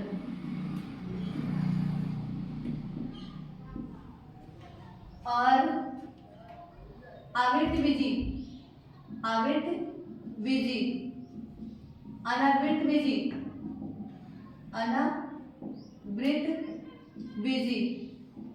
में युग्मक स्थानांतरण जल और हवा दोनों द्वारा होता है। हवा दोनों द्वारा होता है। तो आप लोग इसको याद रखना कि शैवाल और ब्रायोफाइट और ट्रेडोफाइट में युग्मक स्थानांतरण जलों द्वारा होता है। और आवृतबीजी, अनावृतबीजी में युग्मक स्थानांतरण किसके द्वारा होता है? जल द्वारा और हवा द्वारा, दोनों द्वारा होता है। नोट में याद रखना, इससे ऑब्जेक्टिव क्वेश्चन बनता है। क्वेश्चन पूछेगा ऑप्शन में, नहीं क्वेश्चन पूछेगा कि निम्नलिखित में किसमें युग्मक स्थानांतरण जलों द्वारा होता है? ऑप्शन में देगा शैवाल, बी में ब्रायोफाइट, डी में, सी में ट्रेडोफाइट, डी में सभी। राइट आंसर क्या होगा? सभी। क्लियर हुआ? तो इस टाइप से क्वेश्चन होता है। तो समझ गए आप लोग इतना? निषेचन पूर्व घटना समझ गए हैं। अब हम लोग देखते हैं निषेचन समझते हैं। क्या समझेंगे? निषेचन क्या होता है। इसको आप लोग स्क्रीनशॉट ले लिए। चलिए अब हम समझते हैं नेक्स्ट।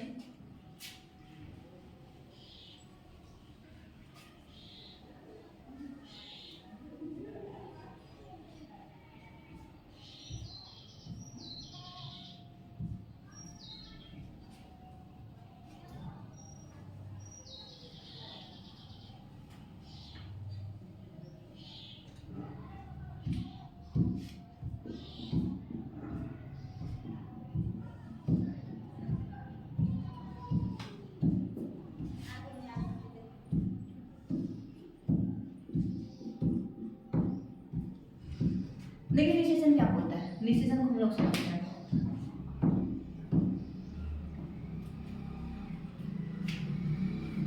कोई छोटिया है, कोई छोटुआ, छोटी छोटू, छोटी छोटू, ठीक। ये क्या है? मादा है और ये क्या है? नर है। निम्न फोटो बना है छोटिया छोटुआ को। तो देखते हैं हम लोग छोटू छोटी के बारे में, यानी कि हम लोग विशेषण के बारे में देखते हैं। तो ये मादा है, ये नर है। तो मादा में क्या होता है? पहले हम लोग को इधर नर बनाना चाहिए, उधर मादा। ये छोटू है, वो छोटी है, छोटू छोटी। इसका बाल बना देते हैं, मादा है ये और ये नर है। चलिए, तो इसमें नर में क्या होता है? वृषण पाया जाता है और मादा में क्या पाया जाता है? अंडाशय। तो इसमें वृषण होगा और इसमें क्या होगा? अंडाशय होगा। वृषण का इंग्लिश होता है टेस्टिस, टेस्टिस। अंडाशय का ओवरी। तो देखिए वृषण में क्या होता है? इसमें होता है शुक्राणु। क्या होता है? शुक्राणु। एकदम ध्यान समझिएगा, शुक्राणु। और इसमें होता है अंडाणु। इसका इंग्लिश होता है स्पर्म, इसका होता है ओवम। शुक्राणु का ड्राइंग इस तरह से बना देते हैं और ये जो होगा अंडाणु का ड्राइंग बनेगा, अंडाणु। अब देखिए दोनों मिला, क्या हुआ? दोनों मिल गया तो बनेगा क्या? युग्मनज बनेगा, युग्मनज। जाइगोट भी बोलते हैं। एकदम ध्यान से समझिए। नर में पाया जाता है वृषण, मादा में पाया जाता है अंडाशय। वृषण में पाया जाता है शुक्राणु, मादा अंडाशय में पाया जाता है अंडाणु, और शुक्राणु और अंडाणु। तो देखिए शुक्राणु और अंडाणु को आपस में मिलने की प्रक्रिया को, या आपस में जुड़ने की प्रक्रिया को, या आपस में संलयित होने की प्रक्रिया को क्या बोलते हैं? निषेचन बोलते हैं। समझ में आया? जैसे कि चीनी में पानी डाल दो तो उसको कुछ बोलेंगे ना, उसको विलयन बोलते हैं। चीनी में पानी में चीनी डालिएगा तो, यानी उस प्रक्रिया को विलयन बोलते हैं। वैसे ही क्या बोलते हैं? शुक्राणु और अंडाणु को आपस में मिलने की प्रक्रिया को क्या बोलते हैं? निषेचन बोलते हैं। क्लियर हुआ? अब देखिए निषेचन तो हम लोग समझ गए कि शुक्राणु और अंडाणु के मिलने की प्रक्रिया को निषेचन बोलते हैं। लेकिन निषेचन के साथ में कुछ बना भी है, दिख रहा है आप लोग को? युग्मनज बना है। तो देखिए अगर इस मिलने की प्रक्रिया को तो निषेचन बोलते हैं, लेकिन उसके फलस्वरूप शुक्राणु और अंडाणु के मिलने के फलस्वरूप जो बनता है, जो संरचना बनता है, उसको बोलते हैं युग्मनज। क्या बोलते हैं? युग्मनज, जाइगोट। जाइगोट क्या होता है? द्विगुणित होता है। इसमें नर से गुणसूत्र, पिताजी से गुणसूत्र आया है 23 को माता से, दोनों से मिक्स होकर तब जाके संतान का निर्माण होता है। और युग्मनज ही विकसित होकर आगे चल के भ्रूण संतान का निर्माण होगा। क्लियर हुआ? तो आप लोग इसको स्क्रीनशॉट ले सकते हैं, ले लीजिए। तो अब हम आशा करते हैं कि निषेचन में आप लोग को कहीं पे भी डाउट नहीं होगा, एकदम बढ़िया समझ में आ गया होगा। चलिए अब देखिए निषेचन दो टाइप का होता है। कितने टाइप का होता है? दो। किसी जीव के शरीर के अंदर भी दो निषेचन होता है, किसी जीव के शरीर के बाहर भी निषेचन होता है। ये निषेचन दो टाइप का होता है, बाह्य निषेचन और अंतर निषेचन। हम यहाँ पे लिखते हैं कि निषेचन दो प्रकार का होता है। निषेचन दो प्रकार का होता है, बाह्य निषेचन, अंतर निषेचन। बाह्य निषेचन, अंतर निषेचन।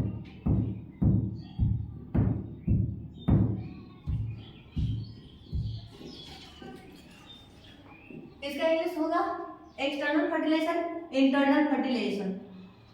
तो बोलिएगा अगर किसी जीव के शरीर के बाहर निषेचन होता है तो उसे क्या बोलते हैं? बाह्य निषेचन। अच्छा बाह्य निषेचन होगा यानी कहाँ निषेचन होगा? जल में कि कहाँ पे? आप लोग कभी मछली देखे हैं? मेढक, बोलेंगे ये कौन नहीं देखा है? तो मछली जो होता है वो कौन सा निषेचन करती है? बाह्य निषेचन करता है। मेढक कौन सा निषेचन करता है? बाह्य निषेचन। यानी कि वैसा निषेचन जो शरीर के बाहर यानी कि जल में होता है उसे क्या बोलते हैं, बाह्य निषेचन। और वैसा निषेचन जो शरीर के अंदर होता है उसे क्या बोलते हैं, अंतर निषेचन। एग्जाम्पल हो जाएगा मनुष्य, जीव जंतु इत्यादि। क्लियर हुआ। अब हम लोग पूछेंगे कि बाह्य निषेचन अंतर निषेचन में अंतर बताइए। हम लोग समझ चुके हैं बाह्य निषेचन कहाँ होता है, अंतर निषेचन क्या होता है, कैसा होता है। तो अब हम लोग अंतर देखेंगे। इसको हम इरेज कर दें, ठीक है।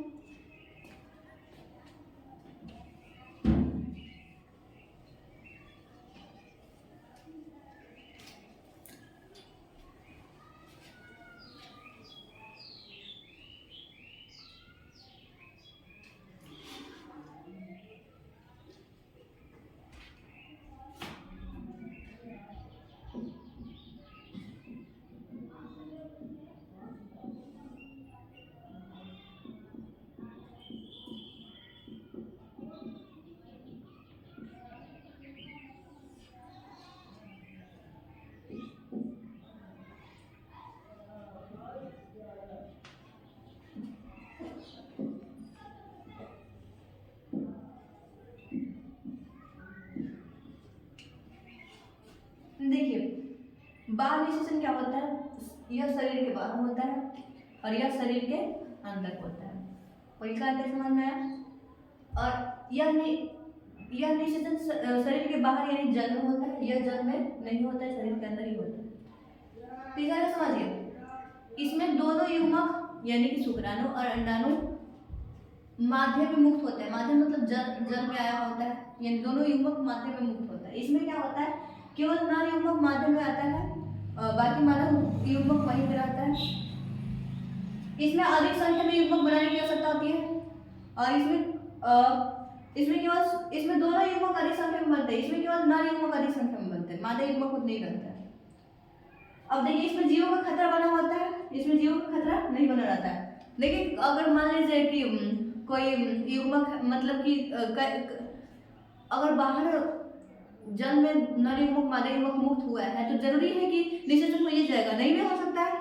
यानी कि इसमें जीवों के शरीर का खतरा बना रहता है, इसमें नहीं बना रहता है। या कोई पक्षी अंडा वगैरह दी है, एक लाख दे दीजिए तो मर जाएगा, यानी कोई भी जाके एकदम वैसा नहीं करना चाहिए, पर ऐसा होता है कि नहीं, खतरा बना रहता है, ये समझाना चाहते हैं। चलो हम इसको इरेज करते हैं। बाह्य निषेचन अंतर्मुखुलम भी समझ, बाह्य निषेचन अंतर निषेचन भी समझ गए।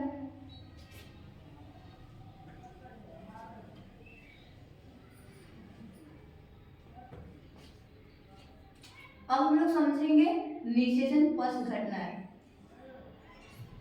निषेचन पश्च घटनाएं, उसके बाद और कितने टॉपिक बचा है, 4 टॉपिक बचा है। उसके बाद लेसन को एंड कर बोले।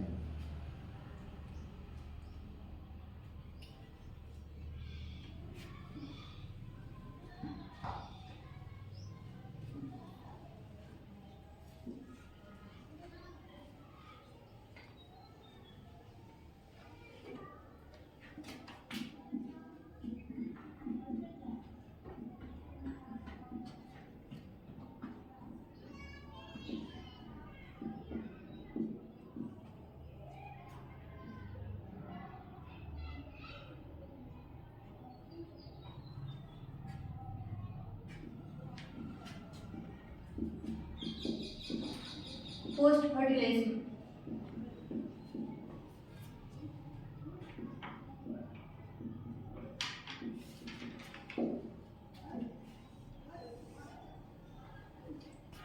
देखिए अब हम लोग देखेंगे निषेचन पश्च घटनाएं क्या होता है। तो बोलिएगा निषेचन के बाद पश्च मतलब बाद, निषेचन के बाद घटित होने वाले घटनाओं को क्या बोलते हैं, निषेचन पश्च घटना। अब देखिए निषेचन पश्च घटनाएं भी दो को होता है। हम लोग समझ सके कि निषेचन के बाद घटित होता है। अब आप लोग पूछेंगे कौन कौन घटना घटित होता है, बताइए कौन कौन सा घटना घटता है। तो 2 घटना घटता है, कौन कौन देखते हैं। युग्मनज और दूसरा का है भ्रूणोद्भव। भ्रूणोद्भव एम्ब्रायोजेनेसिस, एम्ब्रायोजेनेसिस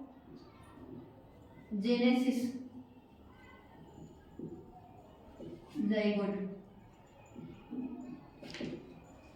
देखिए युग्मनज तो हम लोग उसमें देख चुके हैं कि युग्मनज क्या होता है, जब नर युग्मक शुक्राणु और अंडाणु आपस में मिलता है तो इस प्रक्रिया को क्या बोलते हैं, इस प्रक्रिया को निषेचन बोलते हैं, और उसके फलस्वरूप जो संरचना बनता है उसे क्या बोलते हैं, युग्मनज बनता है। और युग्मनज क्या होता है, द्विगुणित होता है, ये हम लोग जान चुके हैं। अब हम लोग समझते हैं कि भ्रूण उद्भव क्या होता है। तो देखिए बताया था कि युग्मनज आगे चलकर विकसित होकर क्या बनाता है, भ्रूण बनाता है, भ्रूण बनाता है ना। तो युग्मनज आगे विकसित होकर भ्रूण बनाता है, तो इस प्रक्रिया को क्या बोलते हैं, भ्रूण उद्भव। यानी सिंपल सा बोलिएगा, जाइगोट से भ्रूण बनने की प्रक्रिया को क्या बोलते हैं, भ्रूण उद्भव। यानी कि युग्मनज से भ्रूण बनने की प्रक्रिया को भ्रूण उद्भव, यानी कि एम्ब्रॉय से भ्रूण बनने की प्रक्रिया को भ्रूण उद्भव कहते हैं। क्लियर हुआ। अब देखिए भ्रूण विज्ञान एम्ब्रॉयलॉजी क्या होता है, तो बोलिएगा जाइगोट, एम्ब्रॉयलॉजी समझ लेते हैं। जाइगोट से एम्ब्रॉय यानी कि युग्मनज से भ्रूण,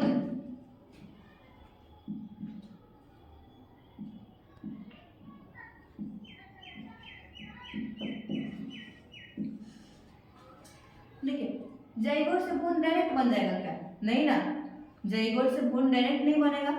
इसमें 8 से 16 पहले 2 से आएगा, फिर 2 से 4, 4 से 8, 8 से 16, 16 से 32 इस टाइप से, फिर 64 अवस्था तक आएगा, तब जाकर भ्रूण बनेगा। तो जाइगोट से युग्मनज से भ्रूण बनने में कुछ अवस्थाएं आती है, कुछ फेजेस आता है, उसके बारे में अध्ययन को क्या बोलते हैं, जाइगोट से भ्रूण बनने तक की अवस्था के बारे में अध्ययन को क्या बोलते हैं, भ्रूण उद्भव, सॉरी भ्रूण विज्ञान अवस्था। फिर से एक बार समझते हैं, अवस्था, भ्रूण विज्ञान, भ्रूण विज्ञान, एम्ब्रॉयलॉजी, एम्ब्रॉयलॉजी, जाइगोट से भ्रूण बनने तक की अवस्था के बारे में अध्ययन क्या बोलते हैं, भ्रूण विज्ञान, एम्ब्रॉयलॉजी। क्लियर हुआ। तो ये ऑब्जेक्टिव क्वेश्चन पूछता है, इसके अलावा 2 मार्क्स का भी पूछ लेता है। एक और बात समझ लीजिए, लॉजी मतलब अध्ययन करना, जहां पे लॉजी रहेगा तो उसका मतलब अध्ययन करना ही होगा। समझ आया। तो इसको स्क्रीनशॉट लीजिए, ले लिए। चलिए, तो हम लोग भ्रूण उद्भव भी जान चुके हैं और युग्मनज भी जान चुके हैं, भ्रूण विज्ञान भी जान चुके हैं। नेक्स्ट टॉपिक हम लोग समझते हैं।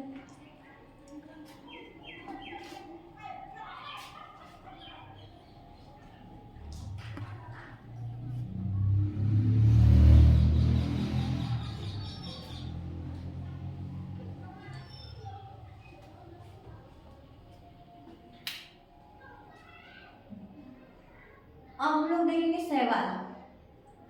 तो शैवाल जो होता है, शैवाल में युग्मक 3 प्रकार का होता है। शैवाल में युग्मक कितने टाइप का होता है, 3।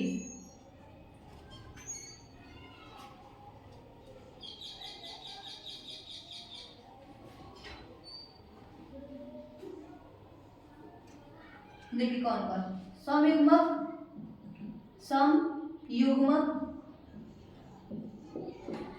विषमयुग्मक,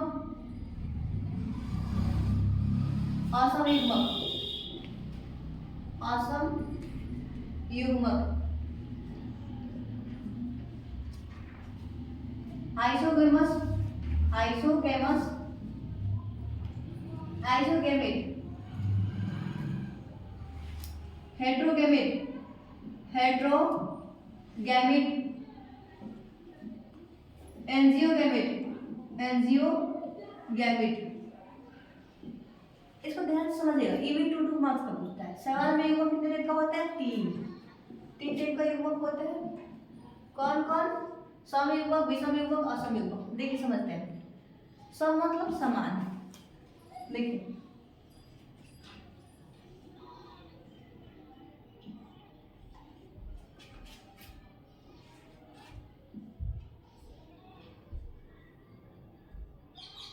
वैसा युग्मक जिसमें नर शुक्राणु, मादा युग्मक अंडाणु, दोनों का आकृति और आकार, आकृति और आकार एकदम समान होता है, उसे क्या बोलते हैं, समयुग्मक।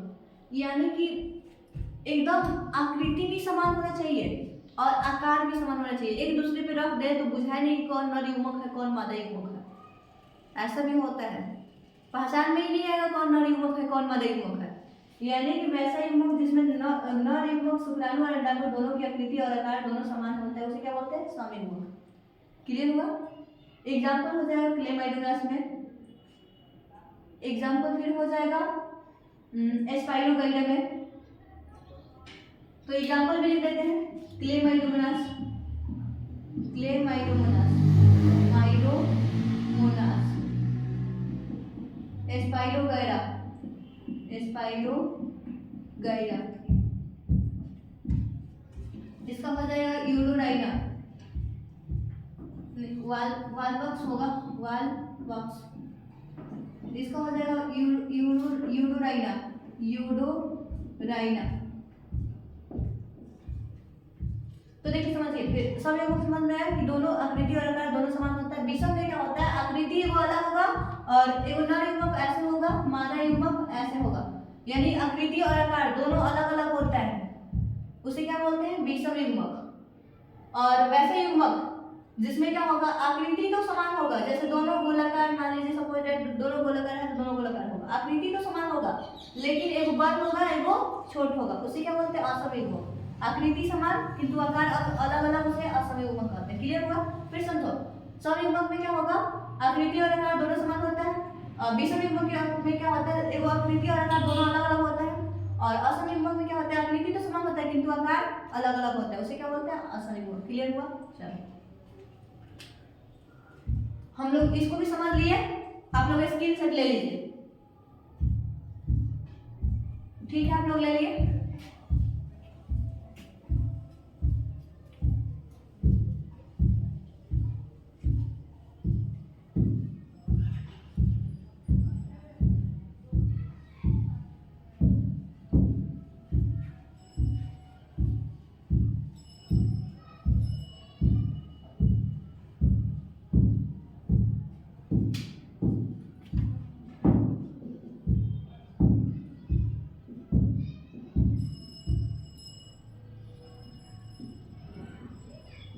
जलकुंभी, इसको वाटर हाइसिंथ के नाम से भी जानते हैं, वाटर हाइसिंथ, हाइसिंथ। अच्छा, जलकुंभी एक रानी थी रूस की, जो कि क्या की थी, गई थी कहीं घूमने और वहां से क्या की, सुंदर सुंदर फूल देखी तो मोहित हो गई, सोची कि मेरे देश में भी होना चाहिए, बिल्कुल।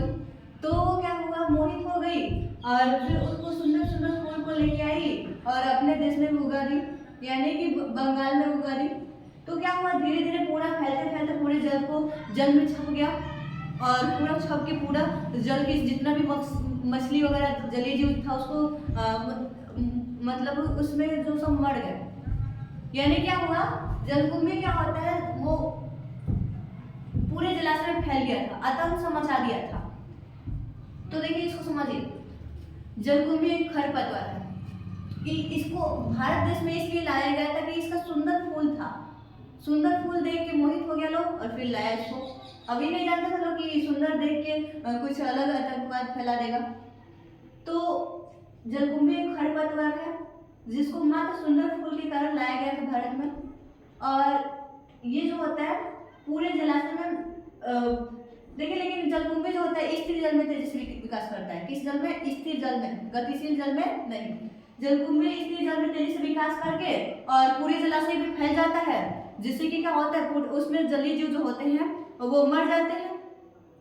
जाहिर सी बात, ऑक्सीजन खींच ही लेगा तो मरना तो फिक्स है, तो मर जाते हैं जलीय जीव। तो इसीलिए इस जलकुंभी को बंगाल का आतंक कहा जाता है।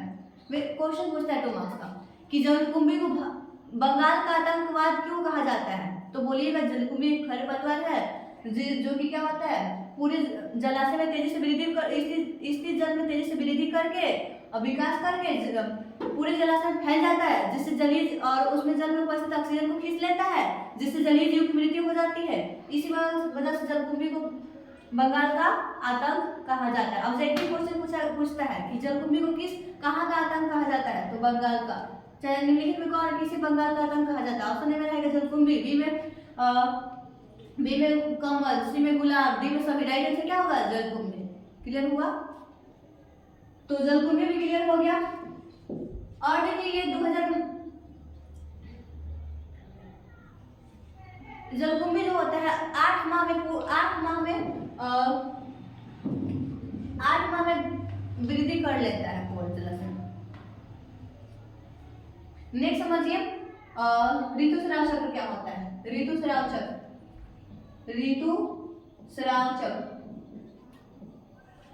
इसको मेंस्ट्रुएशन साइकिल बोलते हैं। क्या कहते हैं? Menstruation cycle.